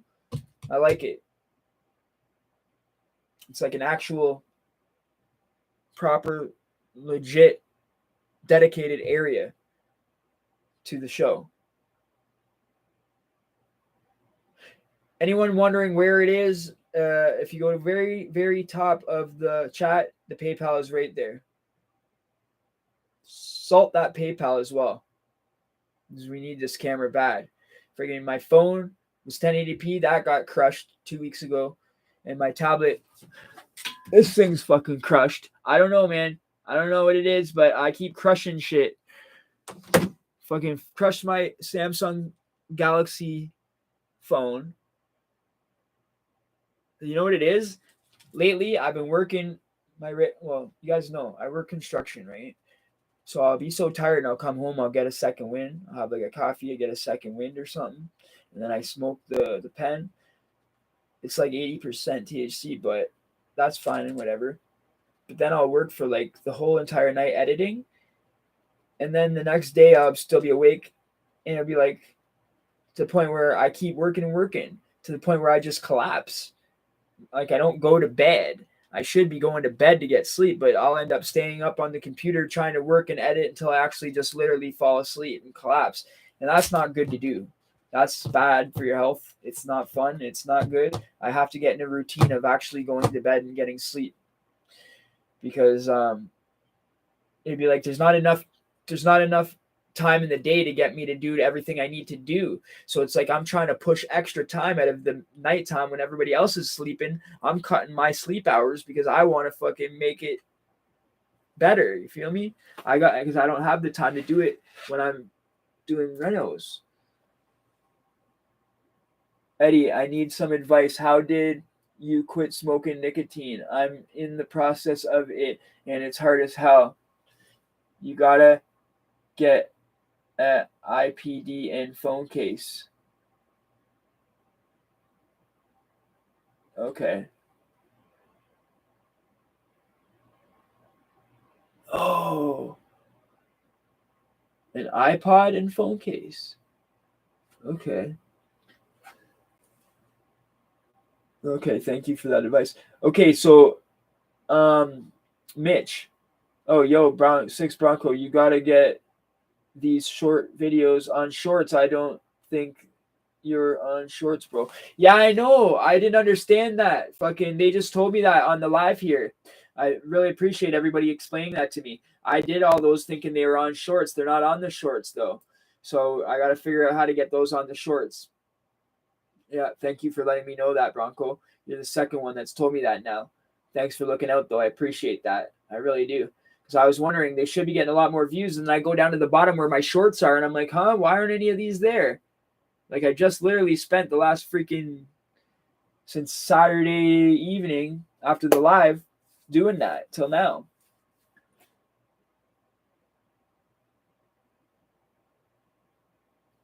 And, okay, back to you, Mitch. Eddie, you need some advice. Okay, so the advice for the quit smoking, quit nicotine.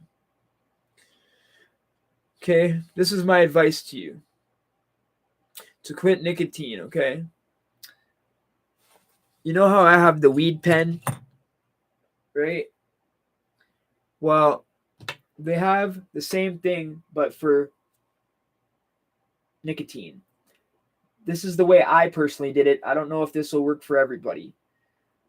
I went and got a bottle of juice and the pen for the tobacco vape, right? But what I did was I got the highest one, which was nicotine. It was called nicotine, and it was the highest milligram of nicotine. Okay, I smoked that for a couple weeks. Then after a few weeks, I lowered the nicotine down a little bit at a time. And then every couple of weeks, every week or so, say every Friday, I would lower the nicotine down until eventually it got down to no nicotine. So now I'm smoking the juice in the pen, in the vape pen with no nicotine at all. Just the vapor juice, because there's juice with no nicotine. So I'm just smoking the juice just for the hand to mouth, right? Smoking the juice for like another month straight. Smoking just the juice to make my brain think that I'm still smoking, right? And then after that, my thing broke.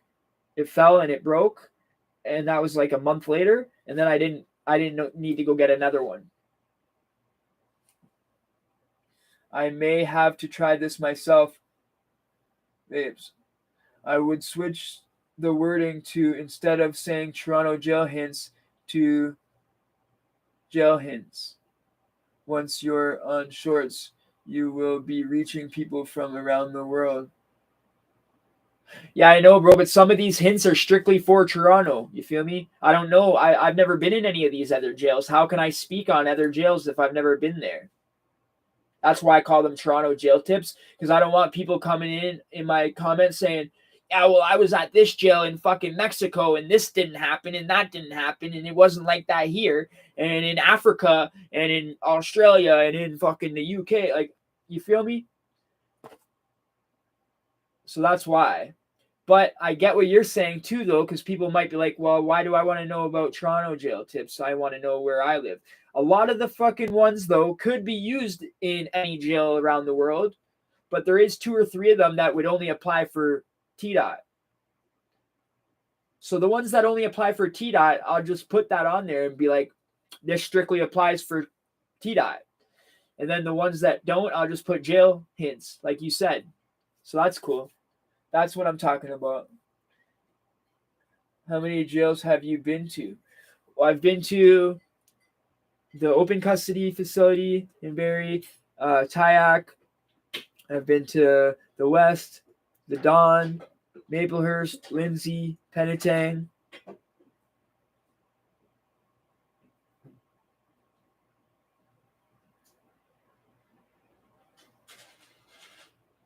I think that's it. I'm not sure. But I've been to quite a few, pretty much all the Toronto jails, put it that way, except for the new one after I stopped doing time. That fucking jail was built later.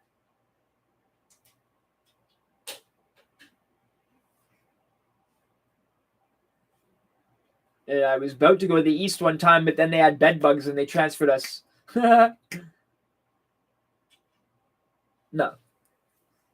No, because I was doing all the dead time, right? You got to think, in the United States, what they call pen time, going to prison, is anything over 1 year. Okay? In Canada, to go to federal, which is what they would call pen time or prison time, to go to federal here, it's over 2 years, right? Well, in our provincial, in our jails, I've been sitting there many times for fucking 2 years and get 4 years dead time. Like, because you know, the dead time, 2 for 1, right? So I would sit for the 2 years, get the 4 time served. You feel me? So that would avoid going to the pen for 4 years and get out in 3. So you're actually getting out probably a year faster doing the dead time, 2 for 1. But then stupid fucking, I think it was Harper, one of them took it away from Ontario, the 2 for 1. That fucking prick. He took away our 2 for 1 and that fucked everything up. Yeah, that's why I didn't go to the pen like 5 times in a row. I was going to go to the pen, and then I just said, fuck it. How much time does the Crown want? Oh, they want, they're asking 4 years, or they're asking 3 years. I'd be like, okay, this is how much dead time I got to do on this calendar. And I'd have my little red notebook, and I'd literally be shading out months, man. Literally, I'd have fucking 2 full fucking, those red books, 2 full fucking calendars shaded out. And then go to fucking court and plead guilty and get fucking time served. And then be out for like 2-3 months, literally be an idiot and fucking be right back in there doing the same fucking shit. I hope he gets a beat down. That's why I'm talking about never done right. I understand 2+ a day. Yeah, Harper. Yeah, he's a piece of shit. I hope he gets a beat down. Be right back. Don't go nowhere. Okay, 6 Bronco. Do you still get dead time? Nah, bro. You don't get dead time no more, man. It's just 1 for 1 now. Do you ever stop craving nicotine after you cut it out? No. Literally, when I see people smoking and shit still, I'll be like, fuck, I don't like people smoking around me, bro. You know what I mean? I don't smoke in the house. Obviously, I don't let no one else smoke in my house. But I mean, even when my relatives and people like my mother, before she moved to Newfoundland a few years ago, she used to come by and visit. And she smokes a lot, right? And so she'd freaking go out the door and be smoking, and it would bug me because I'm like, fuck, man, like I don't want to be around a bunch of people smoking unless I do have my vape thing with that's what the juice thing is, with no nicotine. Your vape with the no nicotine, just the juice. That's what that's good for. If you're going to be at a party with a bunch of your friends smoking cigarettes and you're going to get the craving. So you puff on that and it helps the craving go away a bit. Can you get cigs in jail? Oh yeah. Easy. Cigs, tobacco is easy to get in jail as long as they have it. But yeah, 90% of the time they have tobacco in there. If not, it's coming and on the way. I refused probation at sentencing one time and got 8 months county instead. Well, fucking probation honestly can lead to more time. Literally, 800 for a bale of tobacco. Literally, yeah, it's like literally fucking. Sometimes it can go for like $100 for a finger, or whatever. It's like $10 a cigarette. Little jail cigarettes, like for a TM is like $10. You can fucking roll like three little jail pinners out of a fucking three little jail smokes out of a actual TM, they call it, like a real smoke, tailor made. Like, can you get cigs from canteen? No cigs off canteen, bro. They used to do that, but then they cut that out.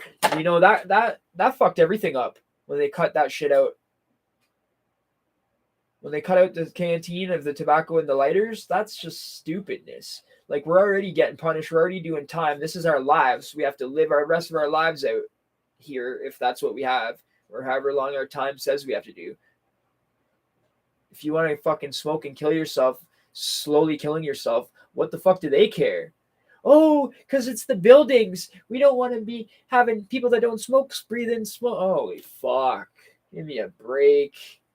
They're going to smoke anyways, so what the fuck is the difference? They're still going to be inhaling the fucking shit. Right? Do you know anything about August 10th, Eddie? Oh, prisoner,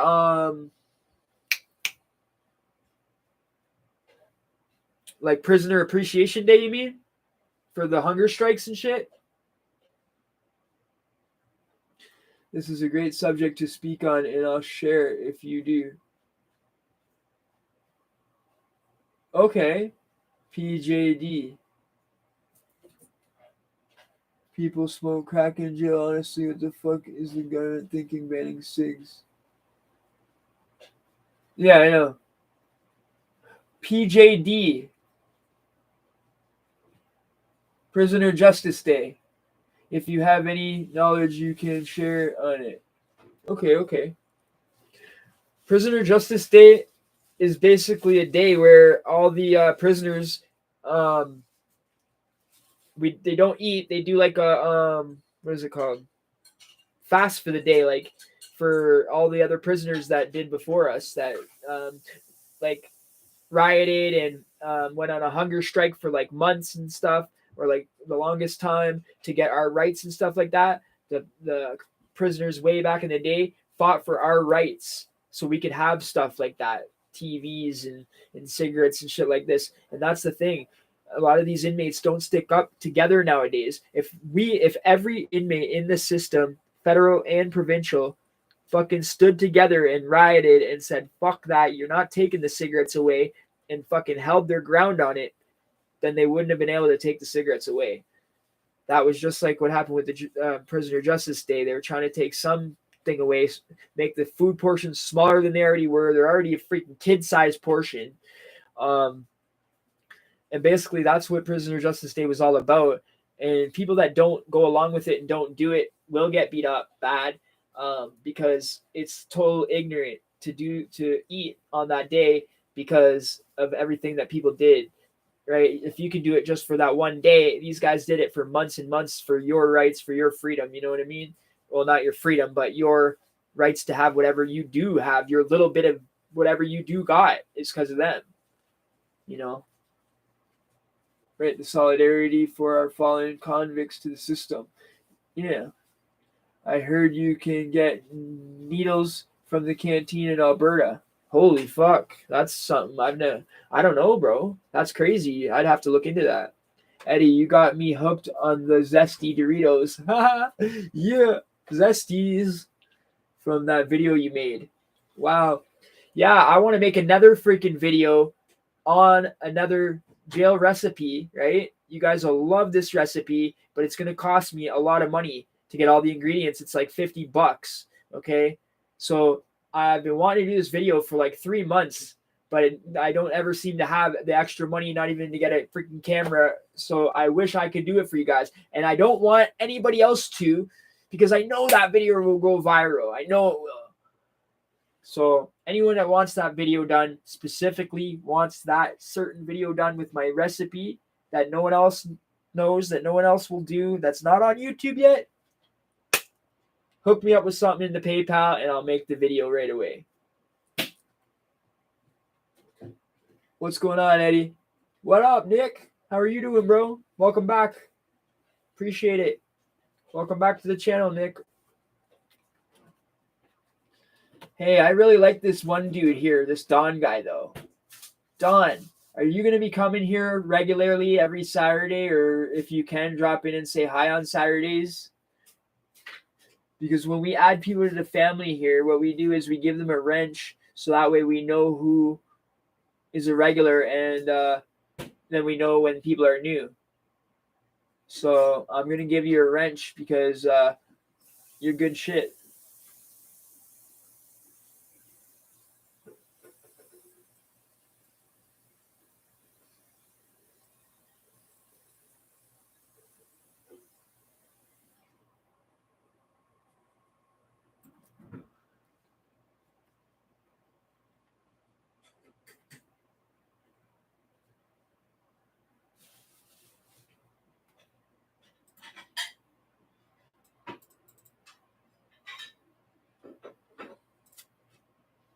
And we'll give 20 likes, guys. We hit our goal. I really appreciate it, you guys. You guys are amazing. Boy, I'm handsome, not handy. I wouldn't even know what to do with it. You don't need to do anything with it, bro. It's just so we know who they are. It's just so we know who is who. That's all. You don't have to do anything with it, brother.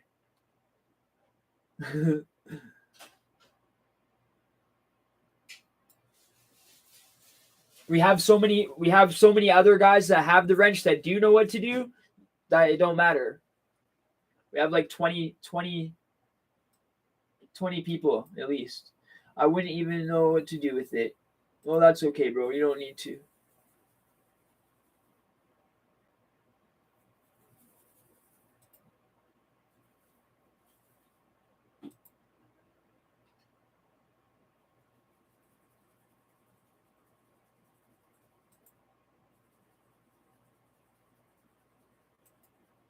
Get wrenched, or are you downtown? Eddie, do you live in north part of the city? Yeah, North York, bro. But I'm very familiar with downtown. I know downtown like the back of my hand. You can heat this up when you want, okay? I think there would be less fights and extortion if they allowed you to smoke in jail. Oh yeah, 100% there would be. Heat that up when you want it. It's like they did that to cause issues, bro. I swear. They always fucking do shit to cause more problems. I swear they do shit on purpose sometimes to fucking see so they can bet on the fucking inmates fighting. I swear sometimes they do that shit on purpose. Like they'll be like fucking like hot as hell in the summertime and there'll be only 4 or 5 pairs of orange shorts and you can't wear your blues like your boxers. They'll be constantly, get your jumper on, get your oranges on, get your oranges on. But then they'll only put in 4 or 5 pairs of oranges with 35 guys or 40 guys. What, you're telling me that's not going to cause a fight? Who's going to want the shorts? Obviously, the toughest 5 guys are going to get the 5 pairs of shorts, right? Like, that's so fucked up, you know? Or whoever has the most money, you're going to buy a pair? Like, that's what you have to resort to? Like, it's fucked.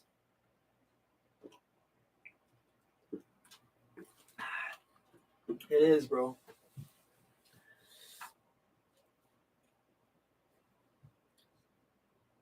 You see, Regent Park got torn down for the most part. Yeah. And same with Southside Jane. I know, bro. It's crazy. It's fucking crazy, bro. I don't know how they can just do that shit. My grandmother's place is still there, though. Sumac, her building is still there, thank God.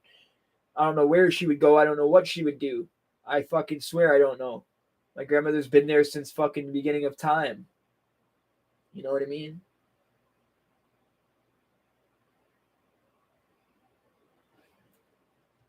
When you're in Ottawa bucket, transferring to Lindsay, they make you leave your orange shorts in Ottawa.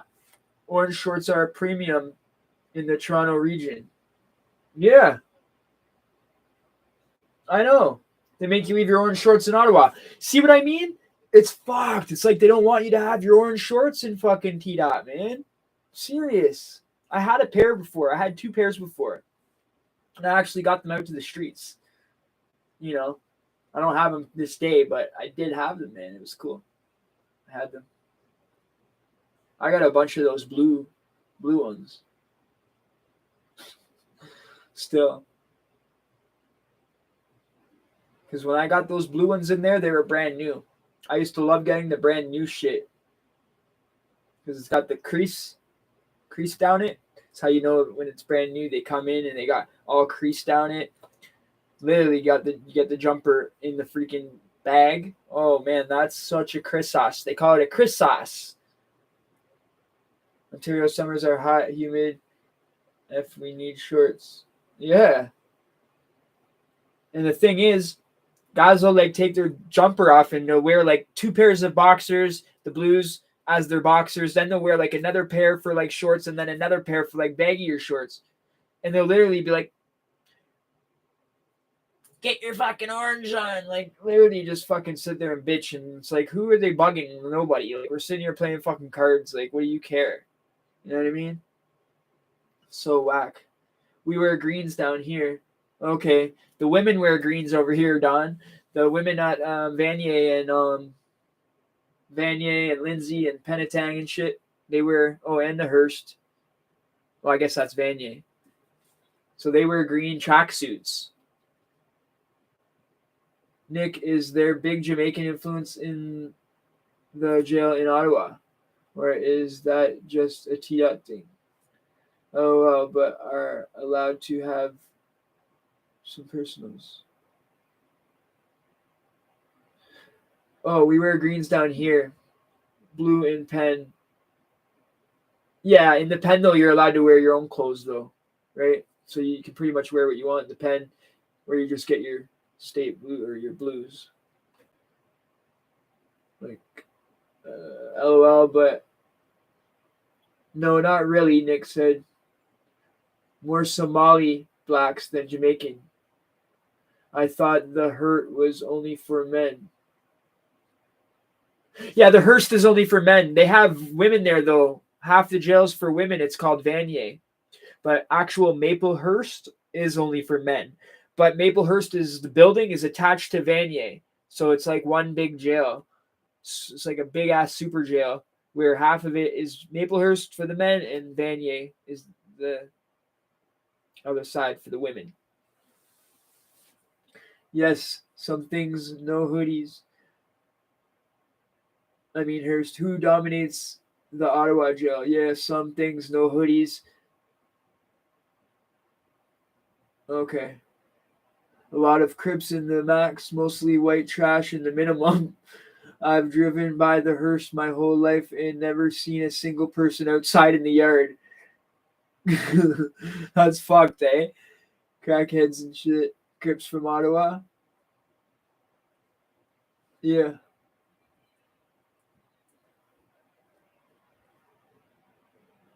Fuck. Crips and Bloods have fucking spread everywhere, man, like wildfire. Seems like they're everywhere, man. Didn't even know Ottawa had gangs like that. Yeah, see, a lot of people don't know. A lot of people in the States don't know Canada is fucking gangs, bro. Like, you don't get it. Like, even places you don't think there would be gangs have gangs in Canada. Even in these little prairie time places where I would never think there would be any gangs there, have these native Aboriginal gangs.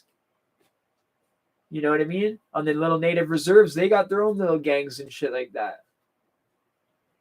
I'm from here and had no idea. Oh, shit. Okay, well then there you go. Of course, a lot of the Americans don't know, right? If you're not looking for it, you know what I'm saying?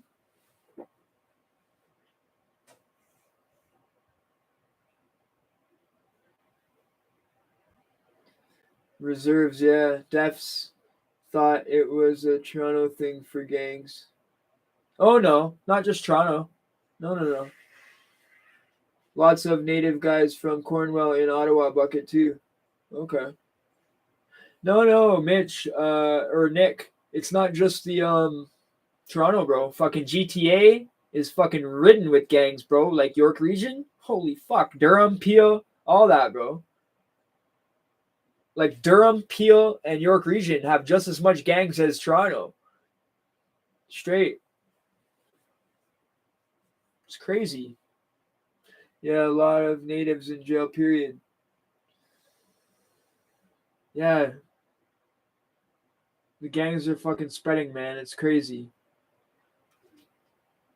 Because you got to think York Region, you basically just step 1 foot over Steeles and you're in York Region. On the other side of Toronto at Yonge and Steeles, you just step 1 foot across the intersection, walk through the red light or whatever, you're in York Region.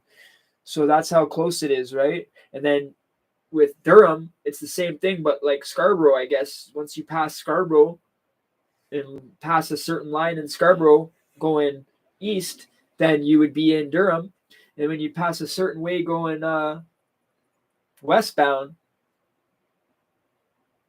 like northwest, and then you'll hit the Peel, like Brampton and all that. Natives make up the majority of the inmate population in the prairies. Okay. I had a couple native friends that were in Penetang this last bid that I did, the last one that I did for 8 months. Had a good friend named Ira, real tall guy. He's a native, um, good dude. Sat at my table, you know. And then another guy named was an Eskimo named Peter, and Peter was a good dude, man. I'm gonna have some more stories about Peter eventually, but Peter was a real good dude, man. Real close to me, real cool.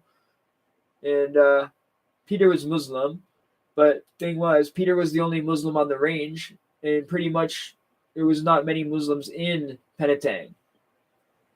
Okay, so he was pretty much the only one over there praying by himself. You know, so sometimes I go over there and keep him company and shit like that, just because he's like by himself. You feel me? So, and he was a good friend of mine. So I used to go over there and pray with him here and there. Closer to Gatineau, it's not crazy like Toronto region, but it's still around. Yeah.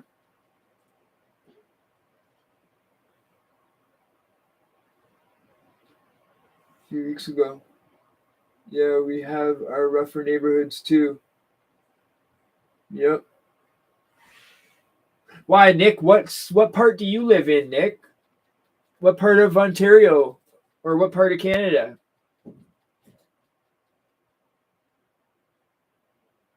Nova Scotia, outside Halifax. Oh shit. Oh, okay.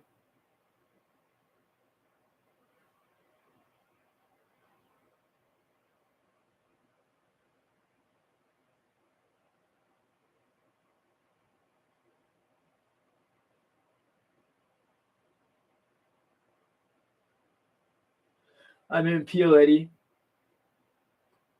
Yeah. Oh, okay. Not too far from you. Nice, nice.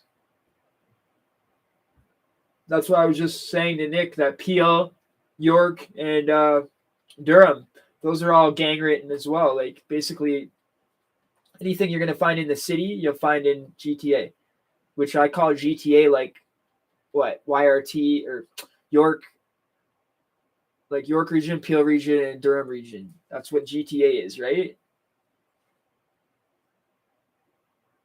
St. John is awful though.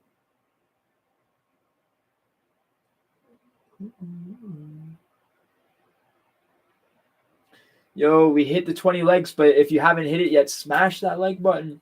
Don't forget.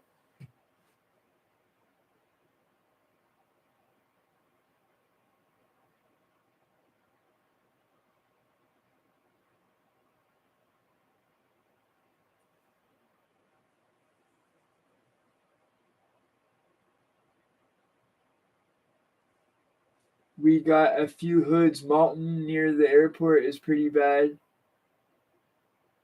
St. South Common is kind of a hood. South Common. Okay. They don't have to be a hood to be bad, though. That's the thing. It doesn't even have to be really a hood to have a gang nowadays. Like a lot of days nowadays, it'd be like a little city or whatever. A small little city will be like, we're the such and such, whatever city it is. For example, the city's name and then Crips, or city's name and then Bloods. They'll just call themselves right after that city, and that's them. Like, you know what I mean? Like, I don't know. It's crazy. Like the ones that I've seen, the shit that I've heard and shit. I would never expect gangs to be in these certain little cities and towns and shit. And I don't know if they're real or whatnot, but they're there. You know what I mean? Down by the Lake Dawn.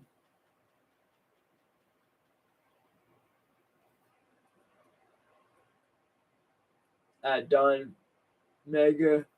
Yeah, the bad parts of St. John's are mainly the north and west.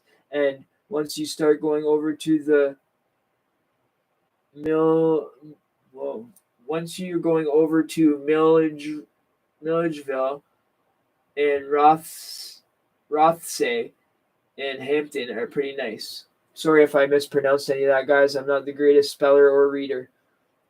I lived on 25th Street in Etobicoke like 14 years ago. Okay. Etobicoke. Okay. Nice, nice.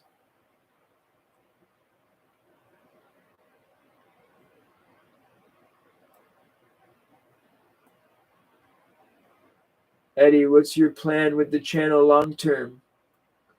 Mitch, are you taking Aaron Mills South Common? I knew a dude, Fraser Johnson from St. John's, was serving 8 years for manslaughter. Yeah. My goal with the channel long term, obviously, my first goal is to get it monetized. That's my very first goal. Long term, I was saying I want to get this genre. My long term goal would be like what I was saying earlier about wanting the genre to get so big and so good that it's like all the guys that are turning their lives around in the genre.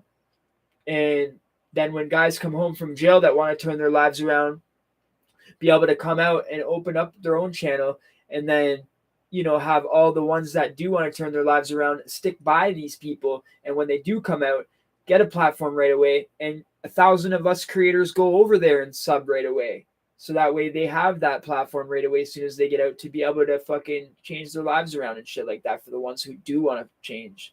That would be one big goal of mine. But that's going to be a really, really big one. You know what I mean? That's like the all-time highest goal.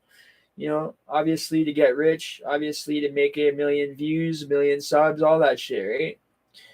I plan on doing it full-time, long-term. Eventually, one day, when I can get up to a certain amount, I will stop doing the construction. Until then, I can't. I'm just going to keep working construction and doing this till I can. And once I get to fucking probably like where I can pay my bills and more, then I might stop working. I might not. I'm not sure yet. But the plan is just to keep working as long as I possibly physically can at the construction and do this until I can get ahead. And I want to do my music as well, right? And the main plan is just to get out the mud, basically. Poor, living paycheck to paycheck. I don't want to live like that no more, and I want to get my family out of that kind of situation where we live paycheck to paycheck and we're struggling. You know what I mean? I don't want to have to live where we're struggling for food and struggling fucking for rent money if I don't fucking go do all this construction work. And you feel me? Like, if I took 2 weeks off construction, I'd be fucked. I'd be getting evicted because I wouldn't have rent money. Then next thing you know, fucking get taken to tribunal. Next thing you know, I'm on the streets homeless. You feel me? So, my goal is to another goal is to obviously help the youth, which I said earlier in the stream too, I want to help the young ones stop picking up gun. Like, I want to show these youth 12, 13, like I was. It's not a good thing. Like, picking up a gun is not the only answer.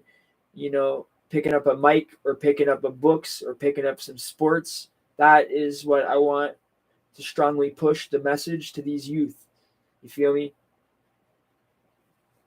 Invest money in cryptocurrency, my man. In 10 years, you will be laughing. Yeah. You need money to make money. That's the thing, right? If I had money, I could make money easily, right? Like, think about it. If I had money, I could easily just go get the camera, go shoot the music video a long time ago, right? I thought I would have had enough by now. I guess I'm not strongly pushing the fact enough, like, I guess on my social media platforms or whatever.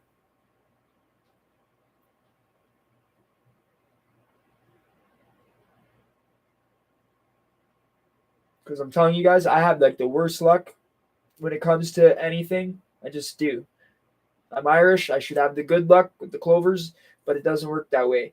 I actually probably have the worst luck. I always think the worst case scenario. You feel me? And maybe that's what fucking sabotages me. I don't know. We only have a little over 1.4 million people and over 315 murders already. It's crazy, bro. You in your 30s, bro? Yeah, I turned 30. Fuck, can't believe it. Just turned 30 not long ago, man. Don't want to be 30, though. Really don't want to get older, man. You got a bunch of time to make money. Yeah, I know. My dad had me when he was 30, right? Like, my dad pretty much in jail his whole life until he was about 30, and he had me, and then he kind of straightened out his life, right? That's how my dad did. But my dad passed away in 2014. My mom lives in Newfoundland on the other side of the country, so I don't have help. I don't have family. I don't have, you know what I'm saying? I've lived on my own since I was 15 years old. So half my life I've lived on my own. Till I was 9 years old. You could probably make a movie about my life, all the shit that happened. Fuck all the shit that happened before I was 9 years old. Check this out.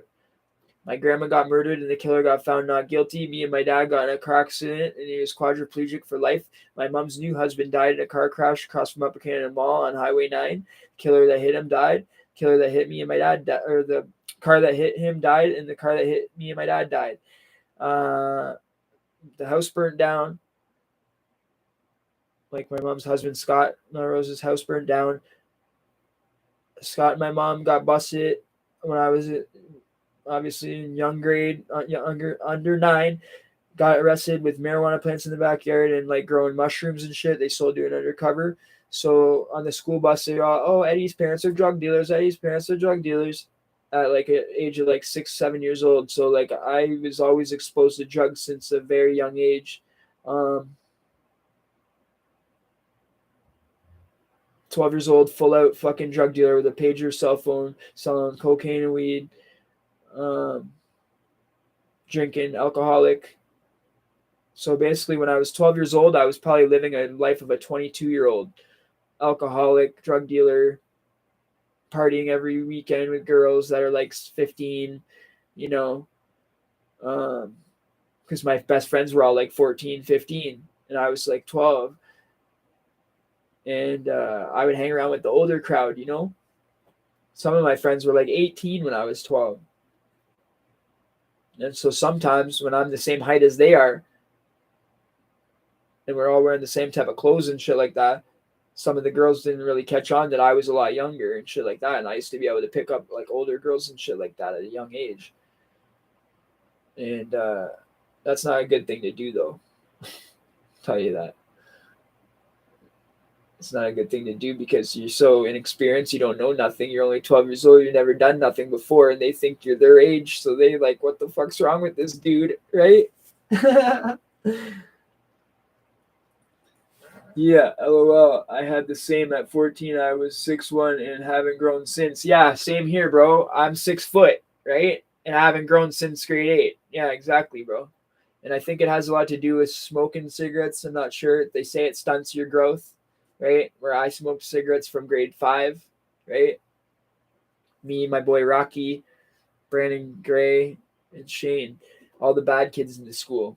We all smoked cigarettes. Brandon he used to steal them from his dad. His dad's like a high up there biker, right?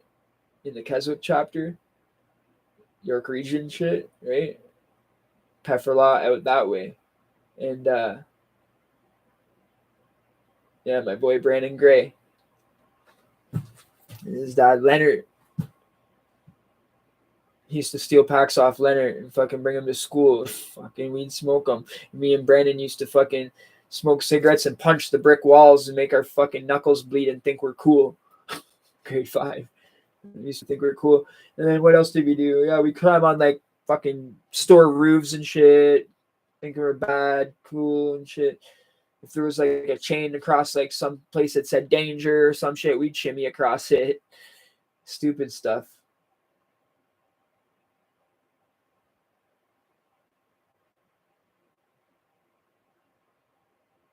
Yeah, I don't want to be 30, bro. Fuck that. Because fuck, when I shave and I get my hair cut and I do everything and I get all up, get all my drip on and I get everything going, people fucking have said that they're like, oh, look at this fucking guy. He's not even 20. Or remember when they were trying to make fun of me? They thought I was a kid. And then before, a lot of times, freaking people think I'm like 21 or 23 or 24, you know? I can pass for 25. Pool hopping is still something I try to do at least once in the summer with some bitches and bottles. Nice. Yo, that's sick. That's fun. That sounds like a fun thing to do, bro. That's sick.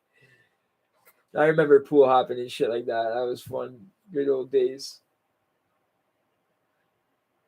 Don Mega, he probably living his best life right now. Trinidad is dangerous, but life is different. I thought, oh, wait, you're only 30? I thought like 36, 38 for sure. What? Fuck, everybody else was saying fucking 26, 28. Damn, bro. Do I look that old to you? Or you mean the maturity level? Nick, come on. I don't look that old to you, bro. Come on. Like, I know I got fucking stress around here, but Jesus, bro.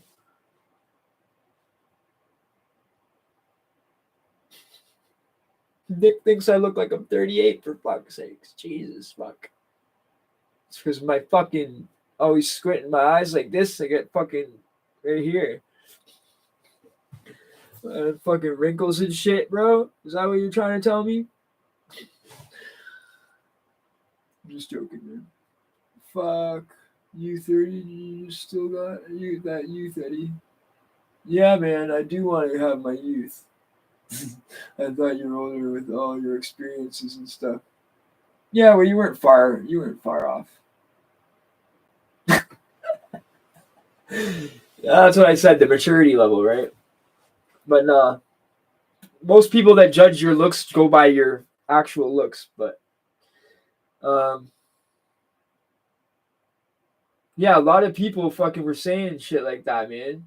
Like, oh, I look like I'm fucking like in my 20s, like young, like less than 25, even like look like I'm like 20, but not right now. But like when I shave off all my facial hair,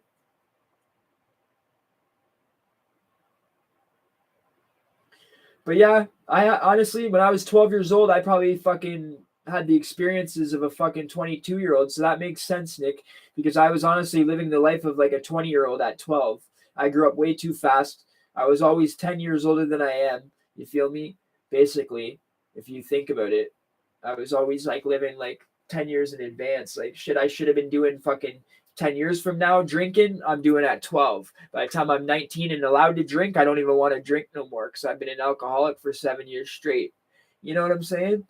It's just like, also, your time in the dawn, that was a while ago. Yeah, yeah. My time in the dawn was a while ago.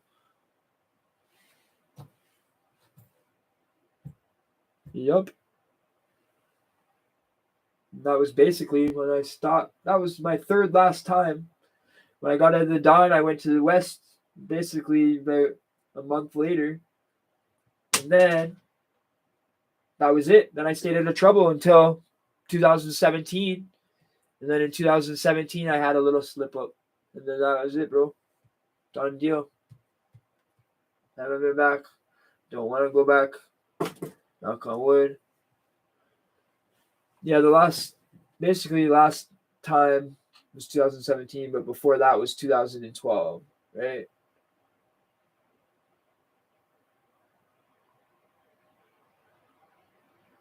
So that's like 10 years, man. 10 years goes by fucking quick. I was young in all the jails that I was doing time at, man. All these stories that you hear, bro, think about it. I've been out of trouble for the last 5 years, okay? In 2012, I stayed out of trouble till 2017, okay? All my trouble was from youth in like 18. Fuck, I was youth 18, 19, 20s, my young 20s, you know what I mean? I didn't go to jail like in the last little while, guys. This is what I mean. My stories are from my youth, man. My stories are from when I was a kid growing up. I grew up in jail, bro. My fucking growing up in my 20s, my whole 20s that I had as like younger was jail. And then ever since I turned my life around out here on the streets, it's been like time has gone by so quick in the last 5 years since 2017. I don't even understand how fast this time's gone by. And then it feels like I just started the fucking YouTube channel last August. Since last August, since I started this channel, I haven't really had a good sleep or a good break. So put it that way. I've just been nonstop since last August 11th. And that's because I want to fucking get out of this ghetto ass fucking poverty, poor, paycheck to paycheck lifestyle. Yeah, I did the pen bit at 19, i.e., had a similar life between 14 to 24. I served about 7 years. Yeah, the east part of Dawn shut down in 2013, I think. They started shipping guys out when I was there in 2012. They were shipping them out to go to somewhere. Starting to ship guys out is what was happening when I was there. So yeah, 2013 would make sense.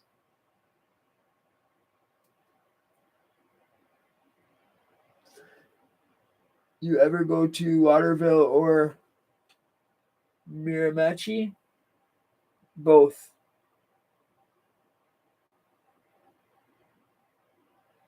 Yeah, I know, man. And see, the thing is, a lot of these stories that you guys are hearing, you guys are looking at me like, oh, 30-year-old man. Like, yeah, he had hands. Oh, 30-year-old grown man. Nah, bro, I was a kid. I was a fucking little kid. You feel me? You know what I'm saying? I was a little fucking kid. Not even any half the tattoos that I have now. You know? Like, literally, when I was 15, I had all the shit here. Like this, and this. But I mean, when I went in there, every time it was like you get worse and worse when you come out almost. You learn more shit. You don't want to change. So if in your mind you don't want to change, the first thing as soon as you get out, you're just, oh, give me a cigarette. You know, it's just, I don't know how to explain it. It's just you go right back to what you were doing before, and that's not how to get away from it. That's exactly how to go back very quickly. And that's what I didn't get. It took me so many times, man. I go back and get out and get back and get out. It's just a fucking non-stop thing. And I feel like, did I even get out? Fucking, am I that stupid? I would think, how am I back in here again? I just got out. What the fuck are my homies gonna think when I come back on the range after I've been out for 3 months and come back, or 2 months, or even a month sometimes I would be out. One time, the guy ratted me out, that Rick Best guy. When I fucked him up, I go to jail, right? And I swear to God, I fucking thinking the whole time to fuck this guy up. I can't wait to get out of jail to go fuck this guy up for ratting on me. And then when I do get out of jail, I go find him and fuck him up. And what does he do? He rats on me, obviously. And I fucking get back in jail for the same piece of shit again. What is the point in that? There's no fucking point in that. Except to prove that you can't get away, you can't every time get away with ratting. And eventually someone's going to plug your fucking head. But not many people give a fuck about it. And I didn't get too much of a praises for it. Or you'd think I'd be fucking held up on a pedestal. The way that fucking inmates go on about the snitching and no snitching and this and that. I do a whole fucking 20 months, get out and go fuck up the snitch that snitched on me, knowing that he's going to snitch on me again, just to make the point of no snitching. Fuck. And then nobody even gives a fuck anyways. You know what I mean, guys? It's just like, fuck.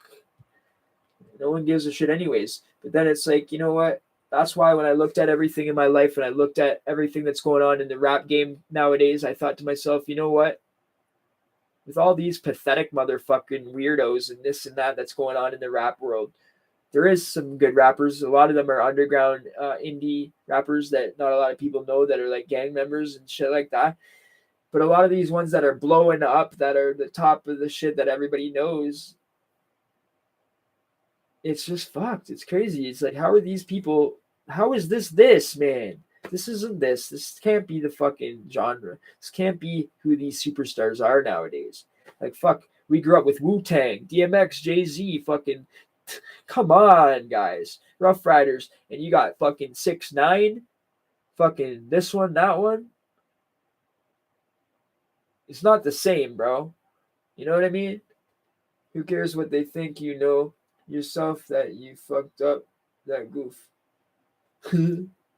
Yeah, for sure, Nick. For sure. Everything is pop culture. Weirdos and lame in the mainstream. Yeah. Tonight is a clown. Yeah, that's what I mean, though, guys. It's like, what the fuck?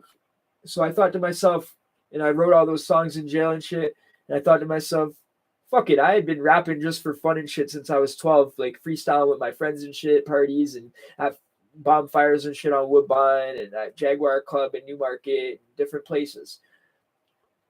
And I just said, fuck it. You know what? If these fucking idiots can do that shit, I've been in jail this whole fucking time and this and that. Fucking spend my whole life growing up in jail. I'm gonna fucking rap. Who gives a fuck? Oh, what do I have to lose? You feel me? These guys are getting rich overnight, this and that, and fucking becoming millionaires, getting their family and their parents out of the fucking poverty and shit. That's exactly what I want. I want to get my family out of poverty and everything like that. Like, my mom's a single mother that's always struggled to make rent, and fucking, I would love just to go buy my mom a house, a little house somewhere. You know what I mean? Fucking buy myself a little house somewhere. That's my dream, to have a house somewhere, own my own house somewhere, and, you know that my mother's okay, taken care of, you know.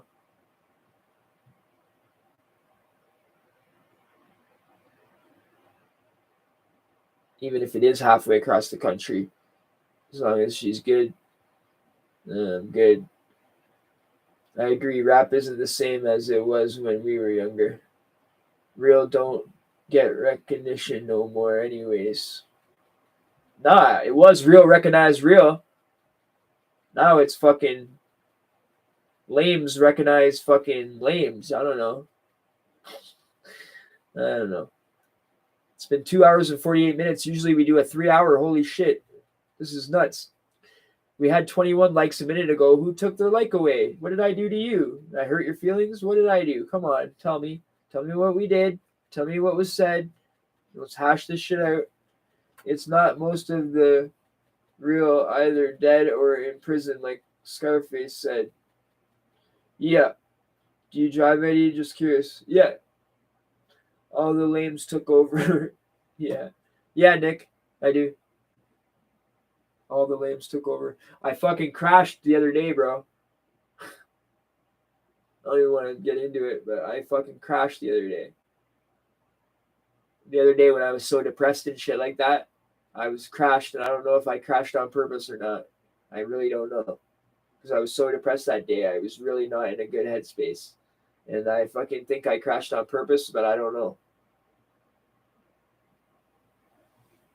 Anyway. I didn't renew it. I'm working on getting my license right now because I didn't renew it, bro. I had my license my whole entire life. Fucking pisses me off, man. And then because if you don't renew your license, you fucking get it taken away. And I didn't know that because I never had an issue with it before. So I got my G1 when I was 20. No, I got my G1 when I was 16, right? And then I got my other thing, G2, a year later, and then my G the same year. And I drove my dad's wheelchair van. I had a Cadillac. I had a Toyota. I had a Jetta. I had a bunch of different cars. I had a red Cadillac, 1992 red Cadillac with red leather seats. Um, the chrome grill and shit. I put chrome pedals on it. That was my nicest car, probably the Caddy. The ghetto Jetta was shit. I used to call it the ghetto Jetta. And then my Toyota eventually started. It was an '86. It started smoking out the hood eventually. I had to get rid of that. It was a $500 car. It was a piece of shit. My Caddy was a $3,000 car. It was decent. I liked it. The Ghetto Jetta was like a $1,500 car. I used to drive a truck, but that was for somebody I was working for.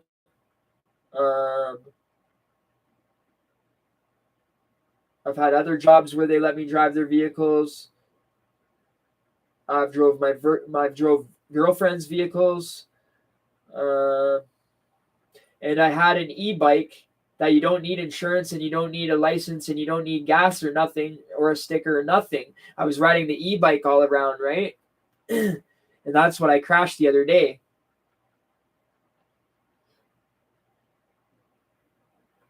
I got a fucking lifetime ban, so I just use the car when my mom isn't using it for work. Okay. Yoga and shit. Trust me, it truly does help. When you go to jail, do they take away your license? No, but if you don't pay your child support, they do. So you got to go back to G1? I hope not, bro. I hope not. Because I had my license my whole life, so I don't think so. I hope not. Fuck, that would be stupid. If I had to start all over again, that would be really stupid. Because I had my full license and I didn't do anything. I didn't get it taken away. I didn't fucking get a fine. I didn't get caught with no insurance or no, you know what I mean? I didn't do anything wrong except for not renewing it, which is because fucking I had too much bullshit going on. And I wasn't probably driving because of being in jail so much. I was just like, I remember renewing it when I was 21. And then I said, I'll renew it. And then I forgot about it. I literally didn't know you would get it taken away, though. I thought they would just send you a warning, like a thing in the mail, like, oh, you need to do this. Or when a cop pulled you over, they would just tell you or whatever. But no, they literally fucking, I guess, took it away. And now I went there to say, just give me the card for my ID because I don't have ID, right? I need ID bad. Because I don't have any ID. I don't have a birth certificate. I have a photocopy of it. I have fucking health card, which is a picture, but they don't let you use it. And a SIM card. I know my number, but I don't have the card. And it's like all those things. And it's like, oh, you need 2 pieces of ID to open up a bank account. Okay, so now I can't open up a bank account. Oh, well, I gotta go get a piece of ID. Oh, I need 2 pieces of ID, sir. I don't have any ID. I've lost all my ID. How do I get ID? Well, you need 2 pieces. Fuck me. You know? How do you get it? Fuck. It's crazy. So I haven't had a fucking ID in a long time, over 5 years, because I can't seem to get one. Because every time I try to go get one, I don't talk good. I'm not good at communicating with people. I get frustrated. I end up getting upset. I end up flipping out on the people. This has happened like 3 times. So I just gave up to the point where like I go in there, I ask them, I try to figure it out. I try to stay calm at first, and then it ends up fucking up because the bitch ends up being ignorant and says something stupid.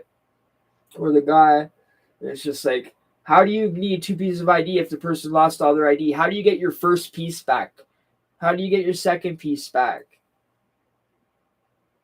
I know you can go get your purple card in Ontario, right? It's some sort of ID, liquor store or whatever. But you need 2 pieces of ID to get that. This is what people don't get.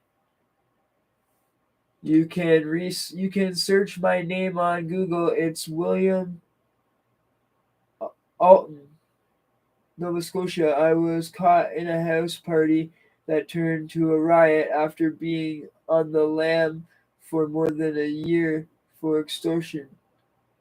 Oh, for real, Don? That sounds fucking cool, bro. Your story sounds pretty cool, bro. Yo, are you on IG? Are you on Instagram? Instagram or Facebook Messenger, bro. Either one of those you can get me on, okay? And you can actually call me on. I'm sure Corrections Ontario could verify you. Nothing, dog. I don't do socials. Okay. No, I just meant to talk. That's all to me. But it's all good. As I wanted to see if you wanted to come on the channel for an interview, but you don't do social media. That's cool. It's all good. Don't worry about it then. To the government, because your story sounds cool, bro. You know, but it's okay. You don't want to show yourself. That's cool. That's probably why you don't have a profile pic, right? You want to keep your privacy and shit. It's all good, man. That makes sense. Oh, I get it. It's all good, bro. It's all good.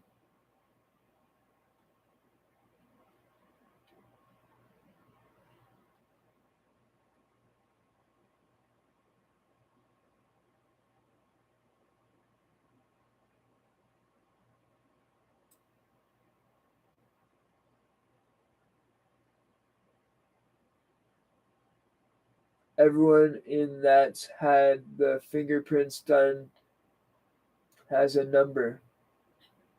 Yeah. Yeah. Mine's 1034 7780. I know I showed my little bracelet thing, remember? That little red bracelet that they give you? You have to say your number for your canteen or your number for your whatever, right?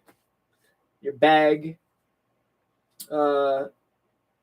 Yes, 1,000. You know how they say keep it 100 or keep it 1,000? That's why I made my IG institutionalized convict 1,000, because my convict number was 1,034 7780. Same with the prison number. Yeah. Yeah. That's what you that's what you need for the canteen and shit. Makes sense.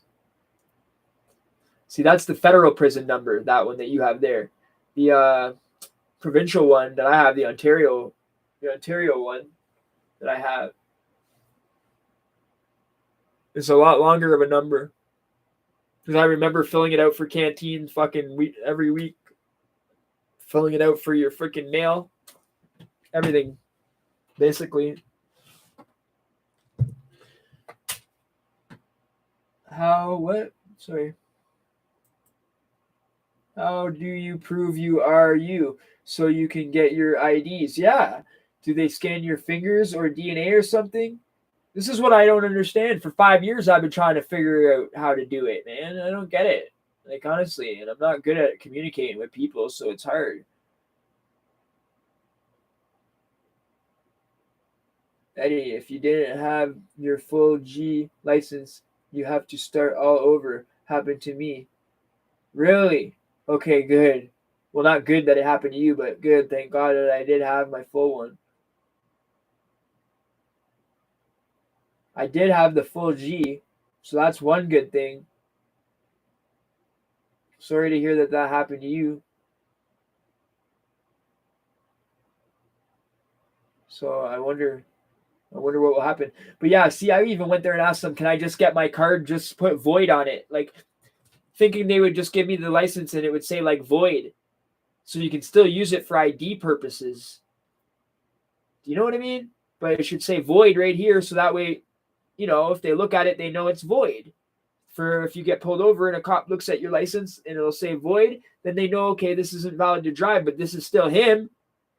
I don't get it. You should still be able to have your driver's license even if you don't have it valid. You should still be able to use that as ID.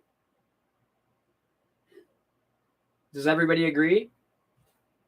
It would easily, for them to easily put a fucking thing on there, it says void or whatever, you know? No worries, I got my full G now, but you have to do the G1 test, then 10 days later you have to do the G2 test, and 10 days later you do your G. Oh, okay, that's not bad then. Okay. I thought you were going to say something like they make you wait the full time again, because when you get your G1 they make you wait a year before you can go for your G2, right?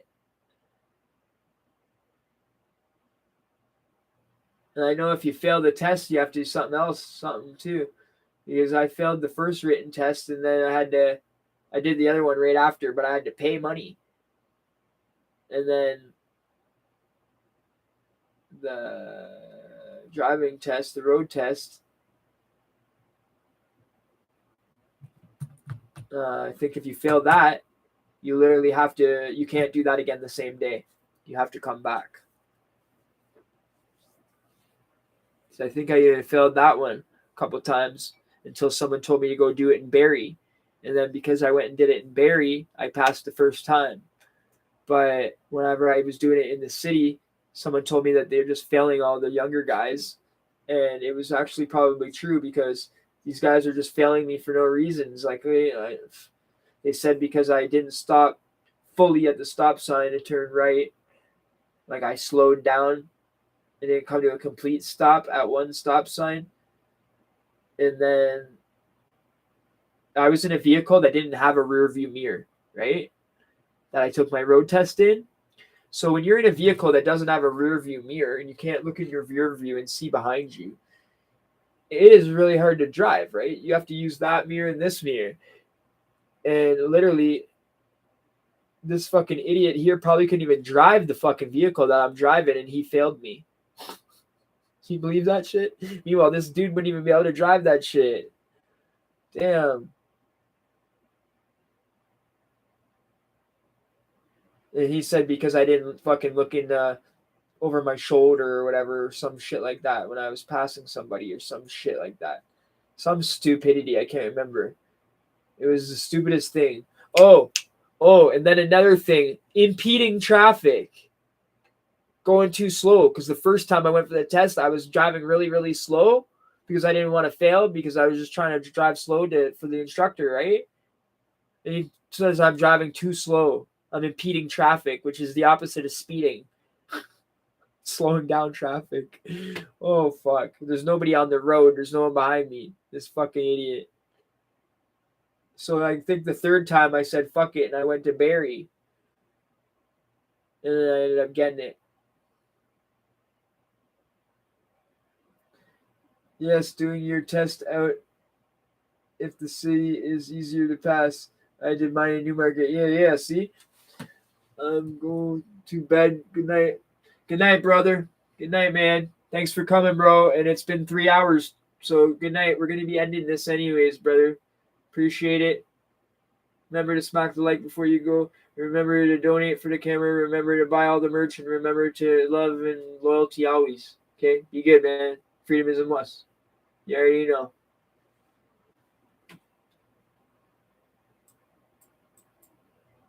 You guys are all good, man.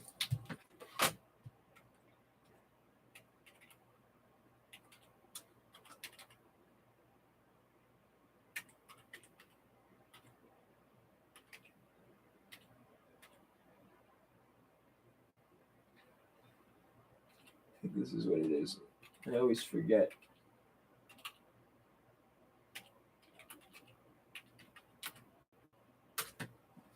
I think so.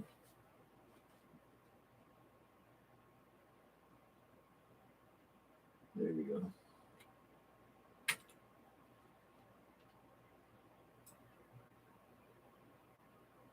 And if you guys want to save money on any one of those 3 brands that are my affiliates, right? If you use the freaking referral code and actually buy stuff, I get a kickback.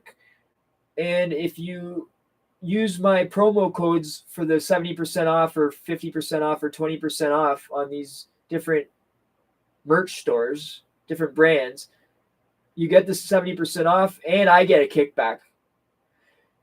And you get whatever percent off you do, and I get money out of it too. So, it helps your boy out too. If you already want to buy something and you're already going to buy something like that,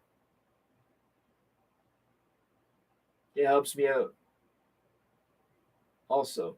And then there's my SoundCloud, guys. I need everybody to start subscribing to my SoundCloud if you like my music.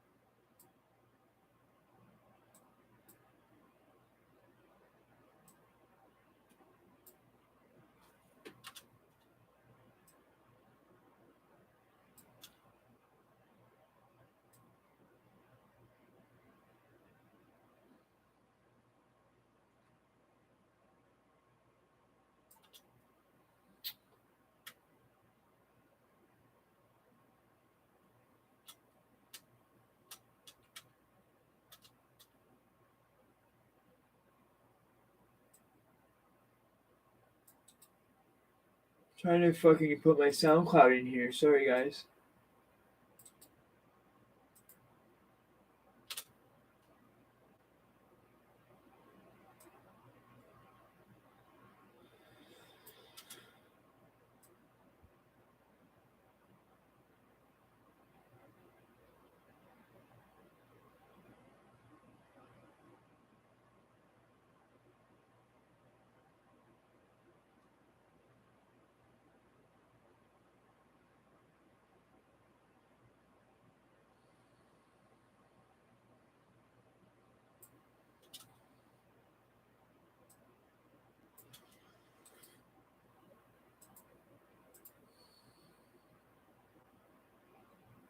Put iScotian into SoundCloud, you'll find some tracks I've done years ago. Okay, cool. It was dead link when I tried SoundCloud. Oh, really? Okay.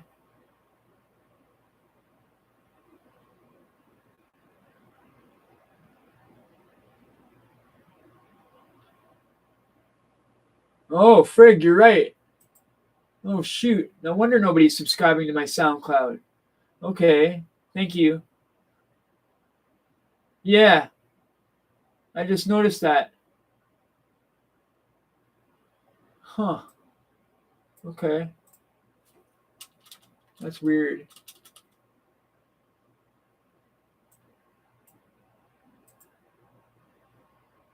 Okay, I'll remove that then. Yeah, that's weird. I guess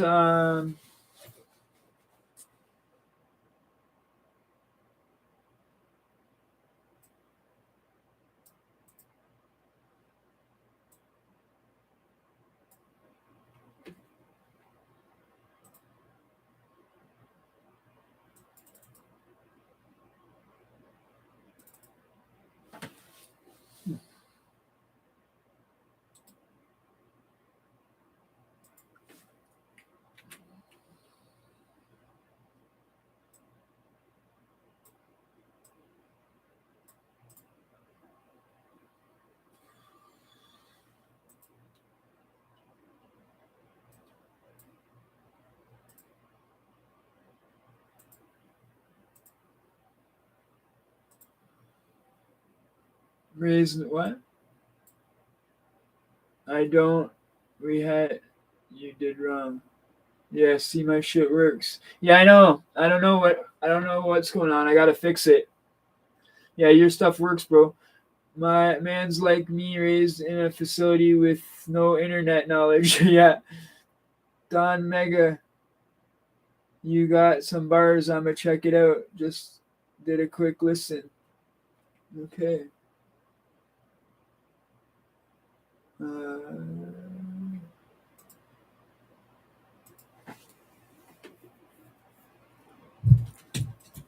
Whoopsie. Don't worry, I'm gonna get it.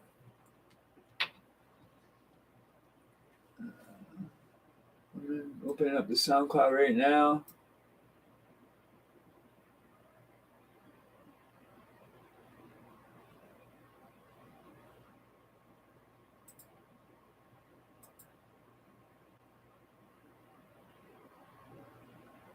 Get more plays with Spotlight. Okay.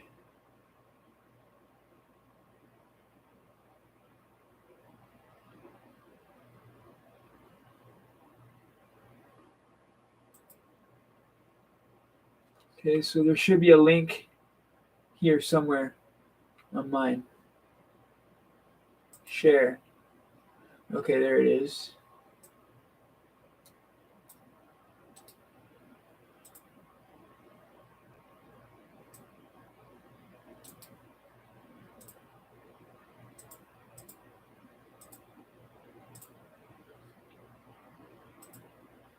Copy. Let's see.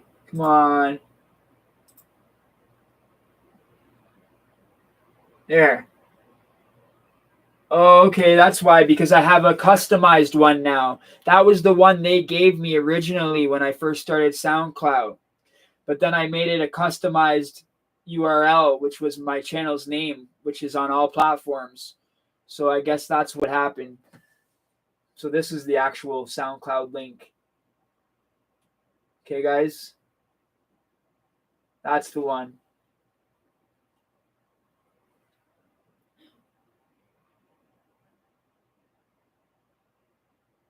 So I only have the 3 songs on there as of now. I got the Orange Jumpers and Chains, Pretty Girls, and Viral Tears, Bloody Tears. But there's going to be a lot more coming.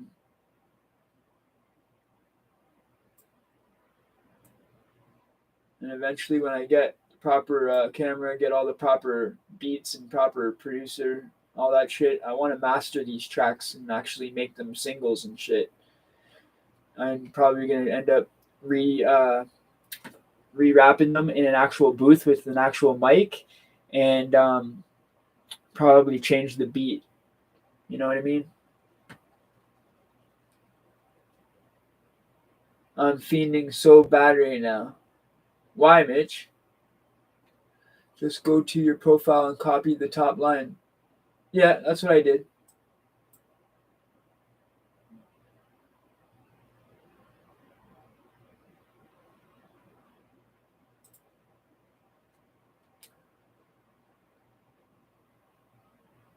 Want to do it so bad.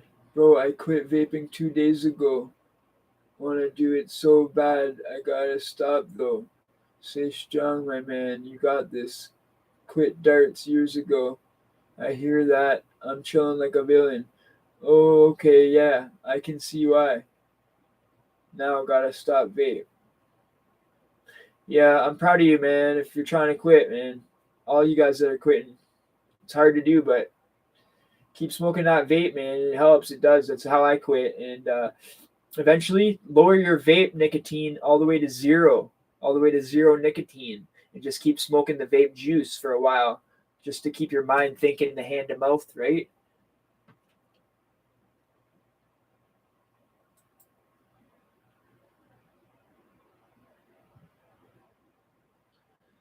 Yeah, I really appreciate you, Don. A new person here on the channel. I'd really appreciate if you subscribed, brother. And anybody else that's new to the channel, can you please subscribe? I'd appreciate that. We've been stuck at limbo here. We haven't been growing very much this week, or this month, actually. We've been at 340 since the beginning of July. Scary stuff right there, man. Scary. When you see your number just stay still like that, that's scary. Oh, okay, Don. Thank you. Thank you, my friend.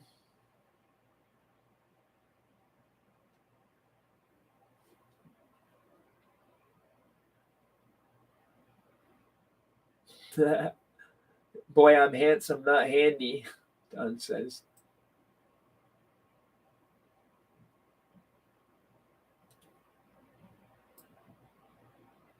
Just not active in chat. Oh, okay.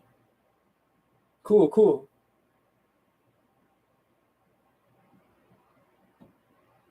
Fuck it. If the tobacco don't kill me, something else will. Jokes. All right, guys. It's 3 hours and 15 minutes. Saturdays we do our 3 hour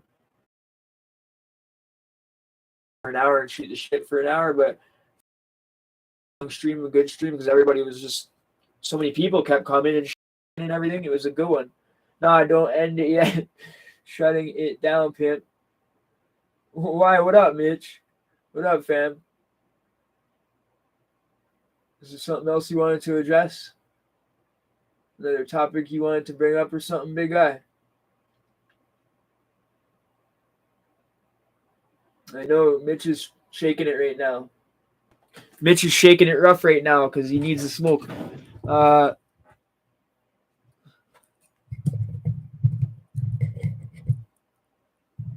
you can't hear me, brother? Okay, probably because I was getting so far away from the microphone. You guys can hear me now, though.